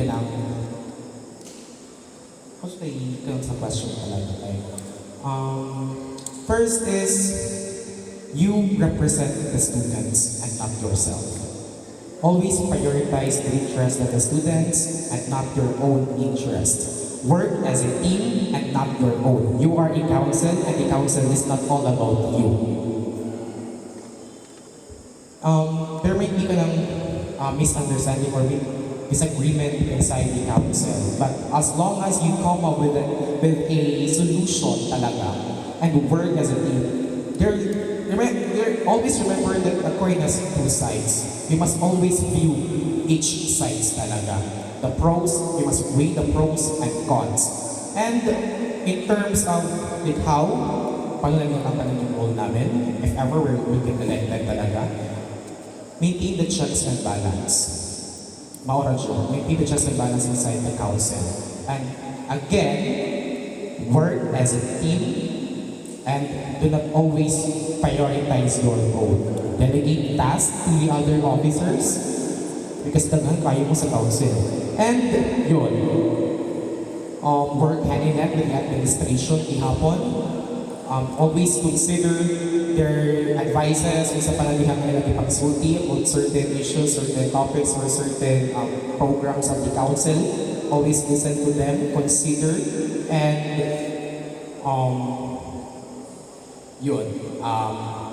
I will always say this, that dili pwede ang kontra ng kontra if wala niyang papatunayan talaga.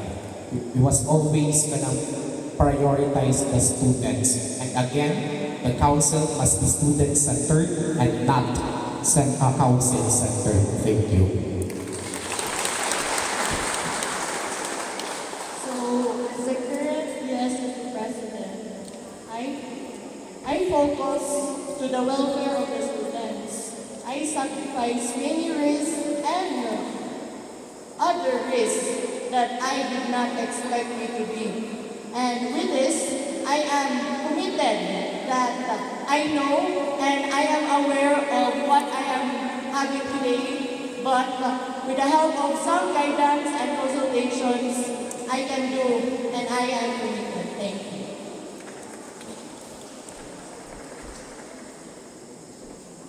Okay, a question over there.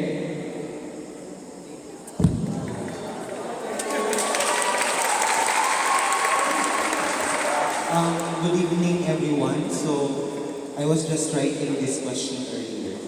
So, in the spirit of impartiality, I'd be posing these questions to both parties, specifically the standard bearers of each party.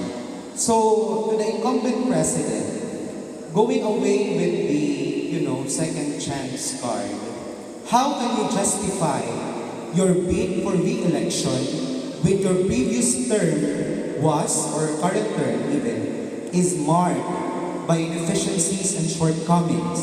How can you convince us that you still have the potential and the capacity to improve your performance and deliver better results? By virtue of integrity as a leader, this is the second question. By virtue of integrity as a leader, should you not relinquish the post and give way to other candidates who may have or equal or even better qualifications than you? And to the opposing party, how can you assure us that you are a fresh and innovative team of thinkers and leaders? How can you exemplify that you have the ability and the strategy to surpass or even outperform the current administration and achieve greater outcomes?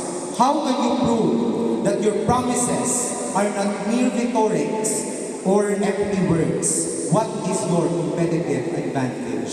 Thank you. Okay, I guess the front runner of the Viscan party should answer first.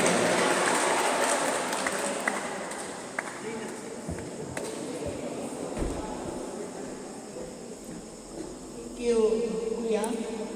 for that view of you that I know for myself that I had so many lapses in my term, so many risks, so many justifiable and undecisive decisions that I made. But with this negative thoughts will be the determination of me and being passionate of what I am doing today. I am here not just to protect my name, not just to protect our family, my term, but I am here standing in front of you to prove myself that I can deserve a second chance. Thank you.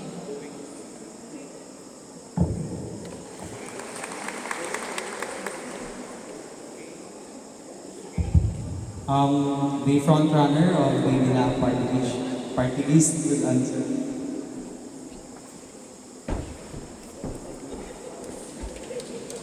Thank you so much, Madam Chris, for wonderful questions. No.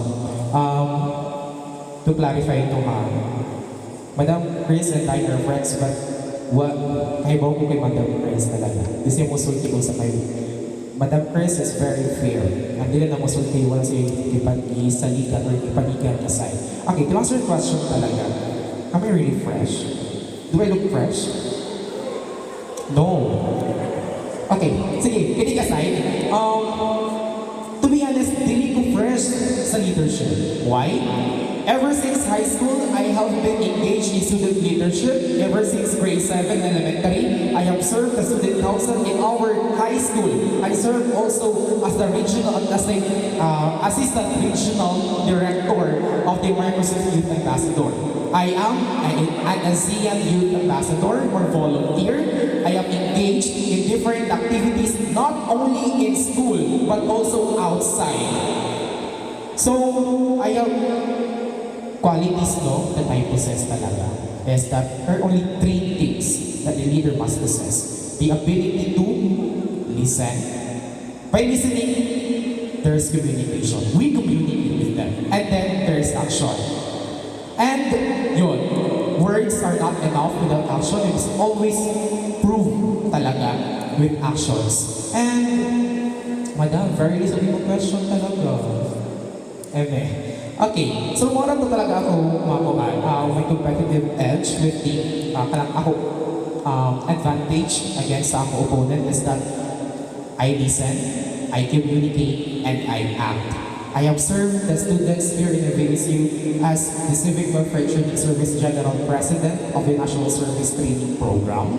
And I have proved my worth talaga, that I am very capable of this position despite of my very young age, considering I am still in first year Bachelor of Science in Agriculture. Para to, thank you. Yes. Another question?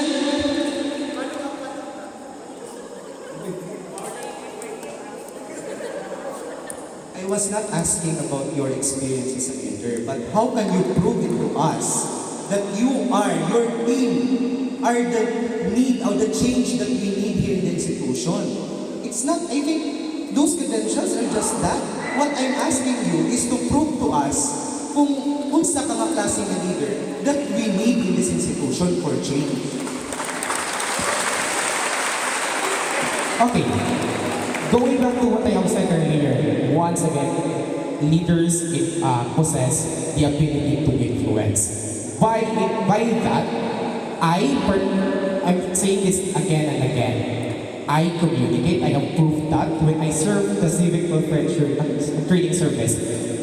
I listen to them. I act. You can ask other people, other students that I have served talaga, how true na nang ako gipagsulti. There are different challenges we have faced, especially am I allowed to say this talaga? Challenges with the current administration of USSC.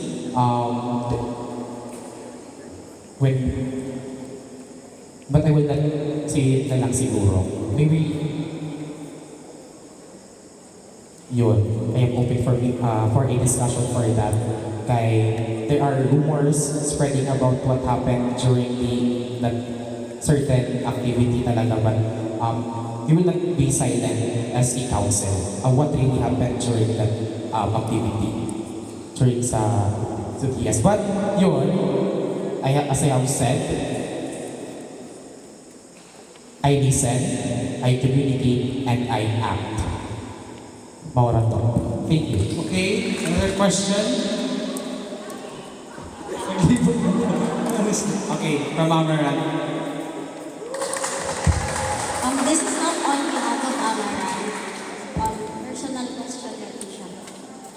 So, the Philippines is one of the most dangerous nations in the world to be an environmental activist or activist in general, as they are prone to red tagging. So, realistically, in your situation, it would be inevitable since we have different opinions. If a student or a group of students was or were falsely red tagged for expressing their opinions or for engaging in pakikibaka or pagprotesta, and if, for example, the administration does not acknowledge the situation of the students and the police becomes involved, how will you respond or what will be your interventions? Please specify a platform or a specific action in relation to the question. Thank you. Okay, we need your representative from both of the party to answer the question.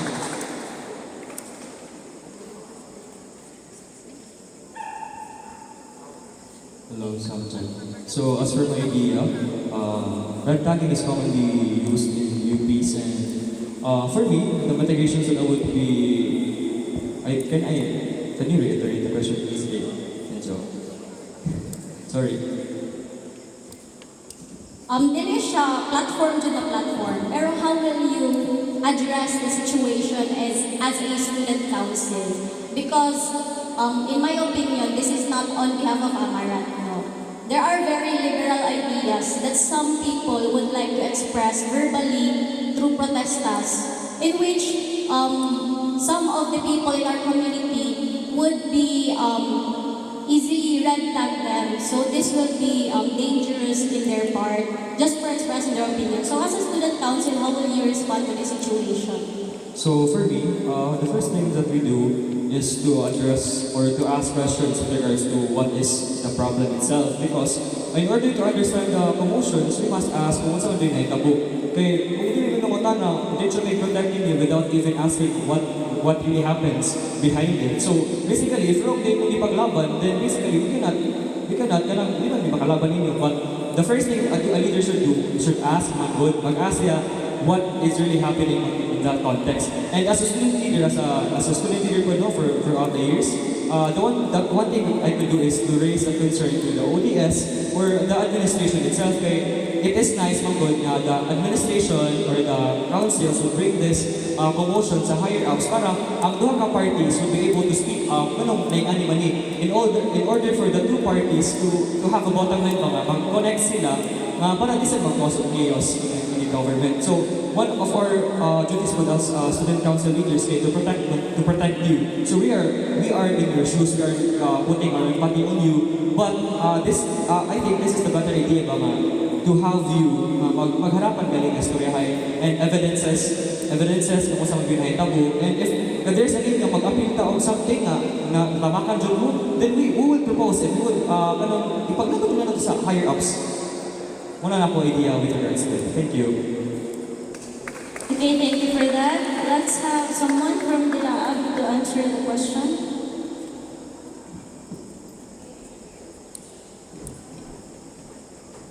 Firstly, I would like to ask those students that what is the real problem here? If the students are being burdened here, then I would go for it.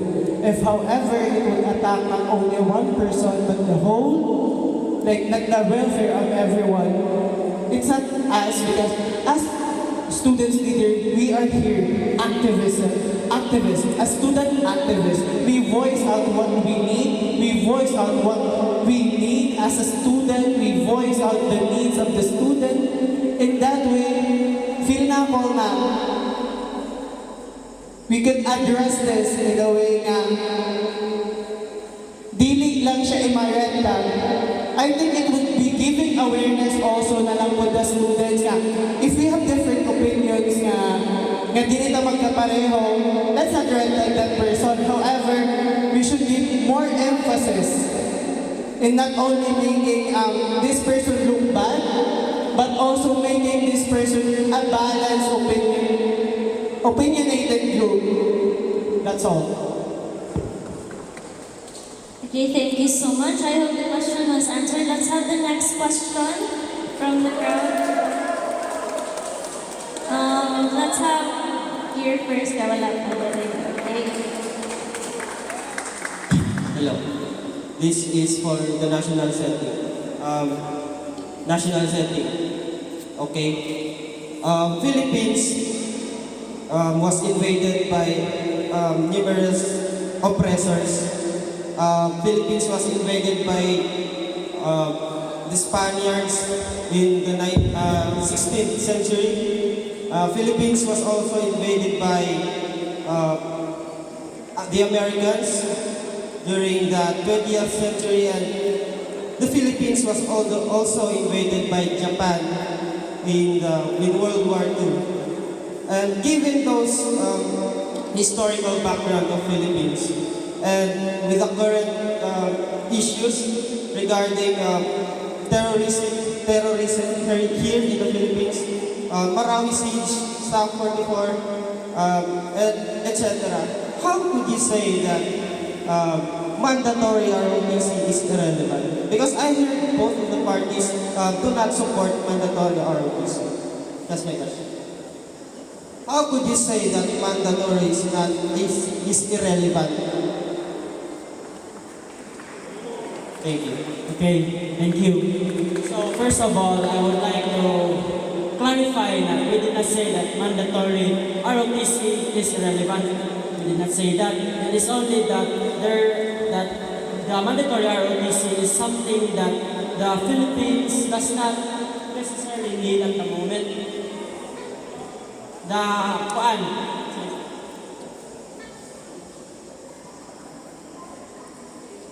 Are you aware about the situation regarding the West Philippines Sea? Anytime China could possibly invade the Philippines. And in relation to that, Russia is also currently in war with Ukraine. How could you say that we don't need ROTC right now? Do you think that the armed forces of the Philippines is enough to defend our country if the situation is going up? Okay, first of all, we need to understand the level sa China and sa Philippines. Do you think mag-matter if daghan ng kuan? Butang mandatory ROTC, do you think mag-matter na siya compared sa China? And another thing is that we already have ROTC. Why do we need to mandate it pa more?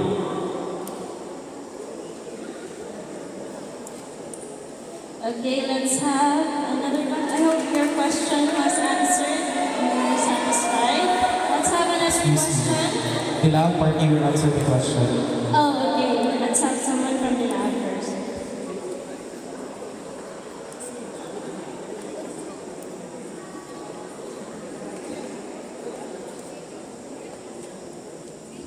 So, as the opposing party already said that it's already implemented here in the Philippines and there's no real need for a mandatory ROTC because of course it's already practiced here in the Philippines. So, my viewpoint in that is the part of it being mandatory, that is really not relevant because there are already a lot of students here who chose to be on the ROTC rather than on the simple ETS.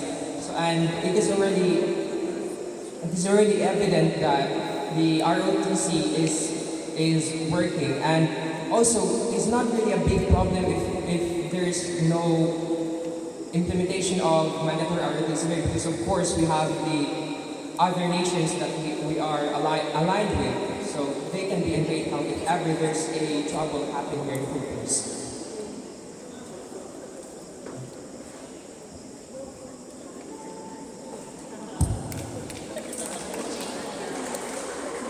Thank you for that. So I hope the question was answered.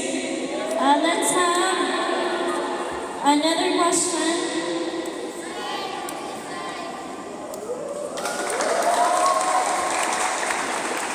Hello, good evening everyone. So this question is addressed to the president of the Dilaan Party, since you are perceived as the fresh administration. So in your speech earlier, you have pointed out various lapses of the current administration. In addition, you have also presented your experiences as a leader outside and inside the university. My question is, in those times where you observed these lapses, did you try to raise it to the current USSC administration? If so, kindly cite an example. Thank you.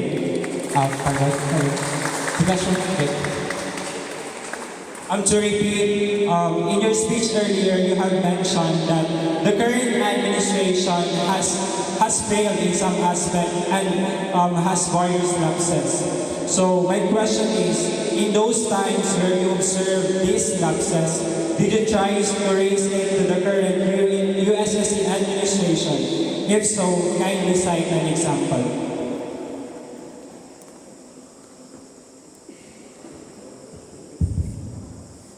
I'm not sure if I'm allowed to share this talaga, but when I had a conversation with the current SSC president talaga, he shared talaga the issues and they are trying to fix it. However, I expected, doing siya conversation before sa messenger, and I expected that they would improve further. And karon, I don't see any improvement or naabadjud talaga, hindi lang talaga ma-feel. Maura to talaga, maura na ako isuti.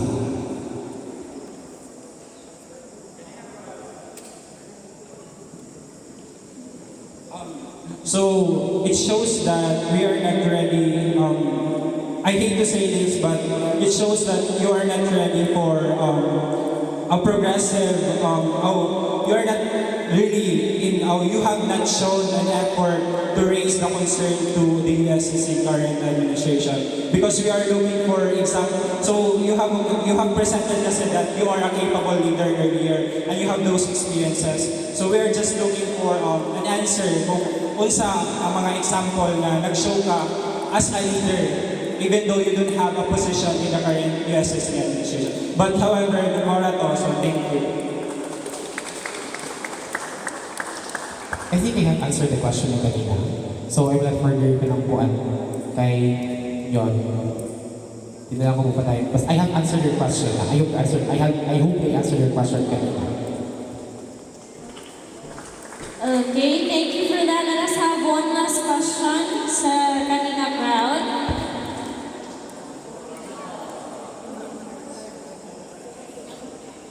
Okay, thank you to both parties that you included the mental health awareness in your platforms. Okay.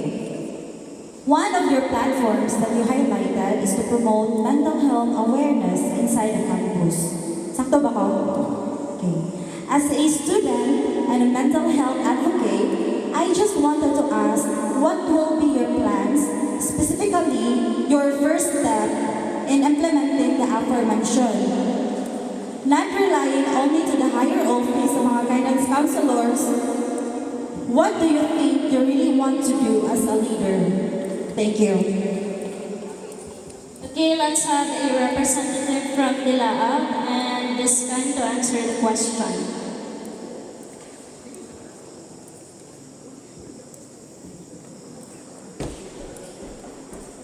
Okay, good evening. With regards to your questions, first step that we need to do is to increase awareness. It's because if people are not aware, we cannot proceed to another step. Then, by having monthly interactive symposiums, students can become more aware of mental health issues and how to identify them. Second is peer support, because it always needs, or as the famous adage goes, no man is an island. So we really need support in order to open up our problems to another. So allowing students to speak in a peer group discussion can provide a sense of support and community. And then to access to counseling. So we have our counselors here in the university. So we want to tap them in addressing the mental health concern. I hope I answered the question. Thank you. Representative from the Laab.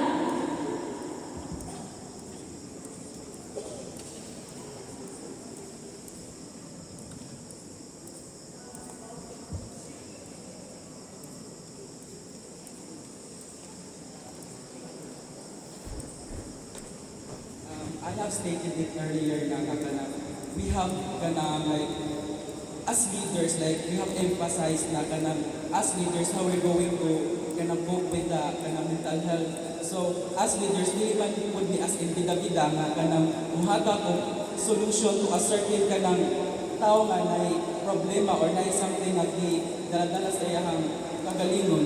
But we will provide an access para kibaw silang asa sila mo doon. And sa naas na ko ganiha nga kung dili tanan na ay courage ko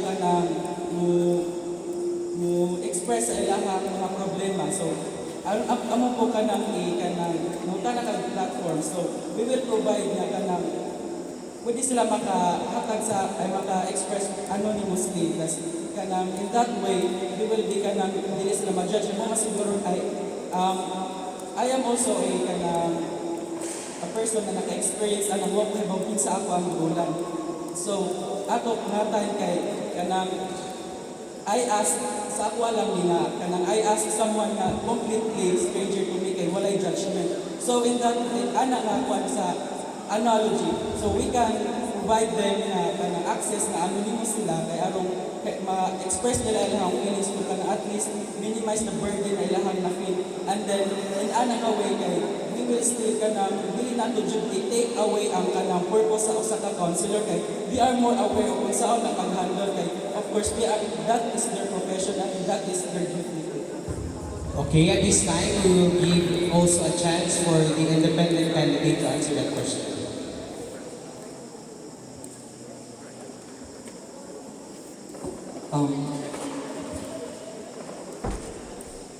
I would like to put my knowledge into answering that question. The knowledges that I have learned way back in high school. I was a peer counselor. We have a program in our high school, a peer-to-peer counseling program. Because sometimes as a student, kanang maulaw bitaw ta kung mo-share sa professional nga tao. Sometimes we need someone who is on our level, who understands us the best. So I think I would this may not be included in my platform, but I would include this na lang. If ever madaog ko, I would include this that we should have a peer-to-peer counseling program in the USSC because it is best for us to talk to someone who understands us the best. That's it. Okay. One last question from the audience. I guess we should give the... Good evening. So, my question is for all the candidates on the platform right now. Ferdinand Marcos, the newly appointed President of the Philippines, was elected considering the factors of lacking and insufficient support of legitimate credentials, missing attendance during debate prompters, and even has a pending record of illegally appropriated money on paid taxes that they do not admit to. What is your stand regarding the statement, ang kasalanan ng ama ay di kasalanan ng anak? Is it justifiable for anyone to just run for a position? As officers running for positions, do you stand before the very platform, giving substance to your promises, or are we going to have another just talk, no walk narrative? Okay, for that question, let's have a representative from both parties and independent to answer.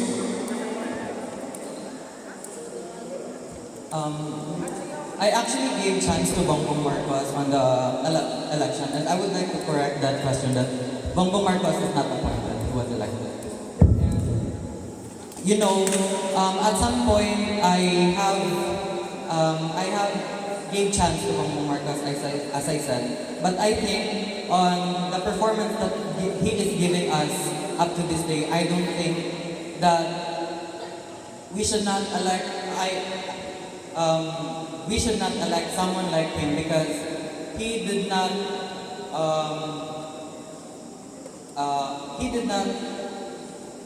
made his promises and he did not to be better than his father. That's it.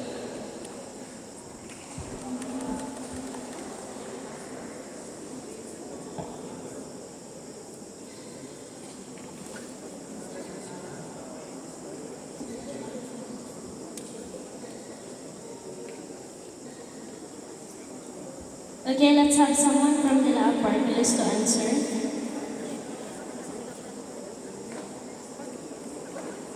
Please proceed to the podium. And please summarize the question. Hello. Okay. So, the question is, what is your stand regarding the statement, ang kasalanan ng ama ay di kasalanan ng anak? Is it justifiable for anyone to just run for position? As officers running for the positions right now, do you stand before that very platform giving substance to your promises? Or are we going to have another just talk, no walk narrative?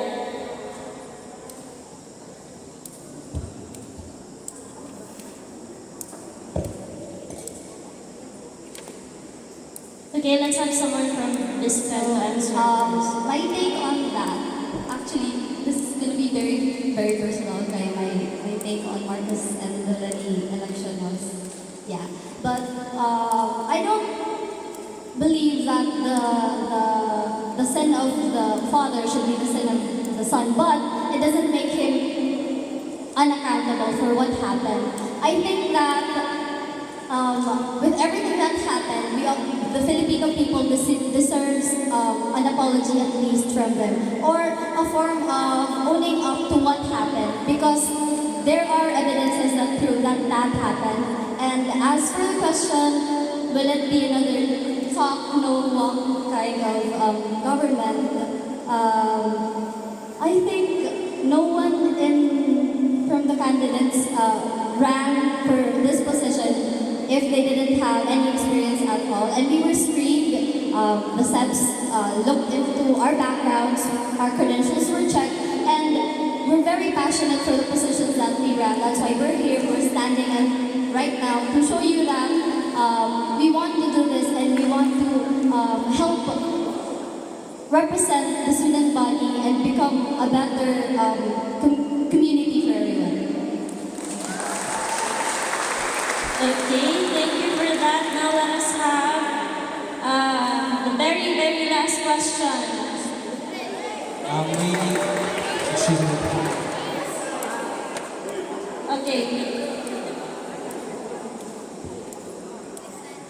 So, on the statement na kasalanan ng ama ay hindi kasalanan ng anak, I support that. Because first of all, they are separate individuals, they are not the same. But the problem here is that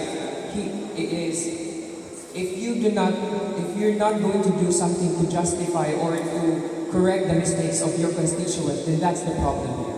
That is the main problem. If you're not going to do anything to solve that, because the problem is you know the problem exists, but you're not doing something to fix that problem.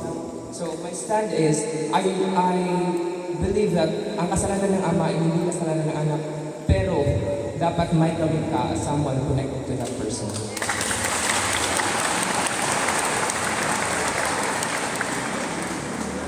Okay, thank you so much. So I hope the question was answered. So let's have the very last question.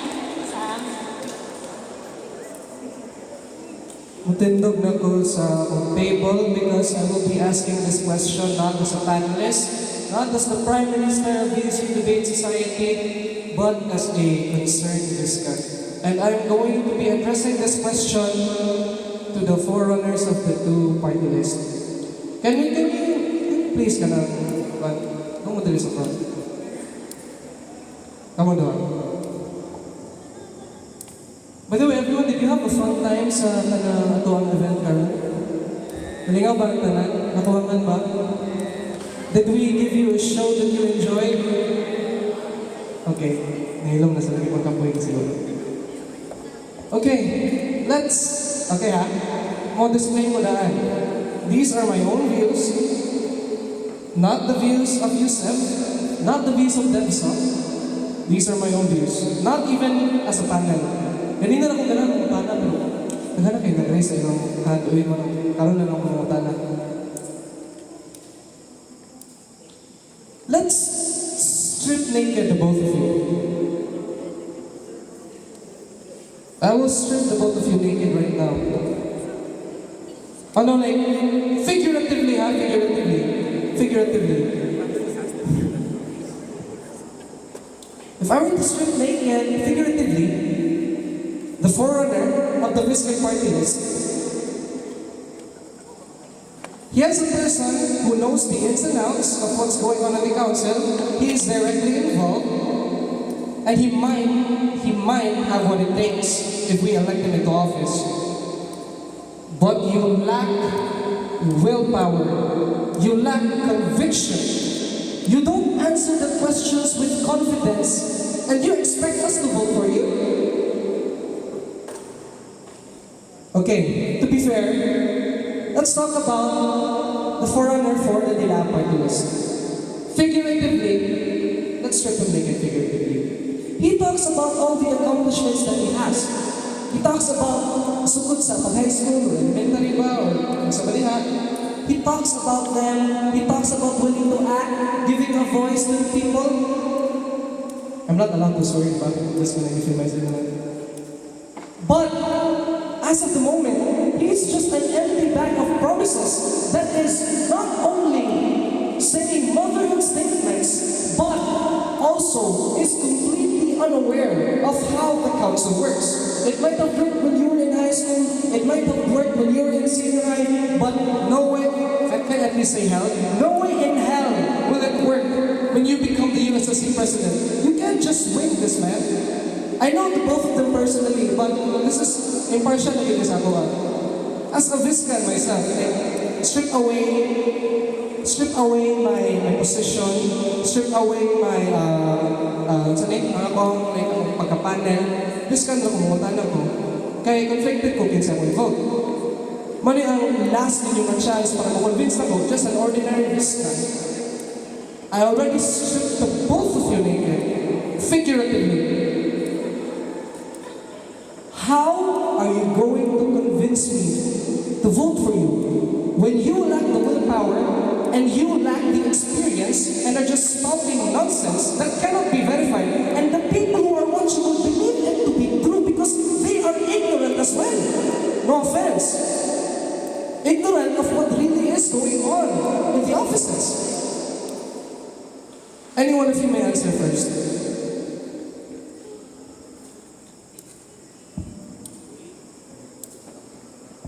I think who would we answer? Who would answer first?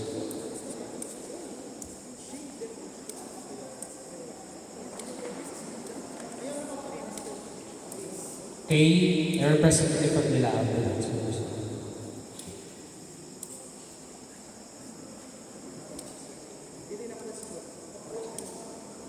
Let's have the frontrunner of the lab to answer first. Please don't disappoint me with more motherhood statements. Thank you. I hate to say this, but can I not answer the question?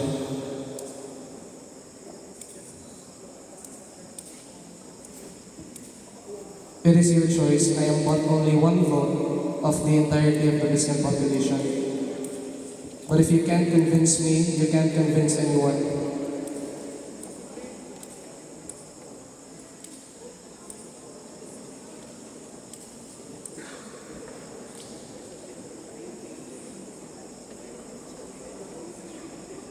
Will the frontrunner of the Viscan party answer the question?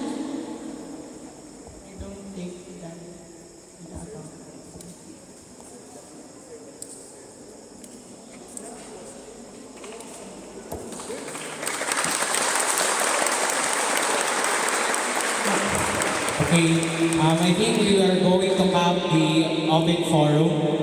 You're going to answer? Or you may give statements as to why you deserve The votes to of our win, Viscan or the community. votes of a Viscan in general. Convince the people who are watching and the people who are here now. Usara jud ako masulti. I am nothing without my team. I am nothing without my team.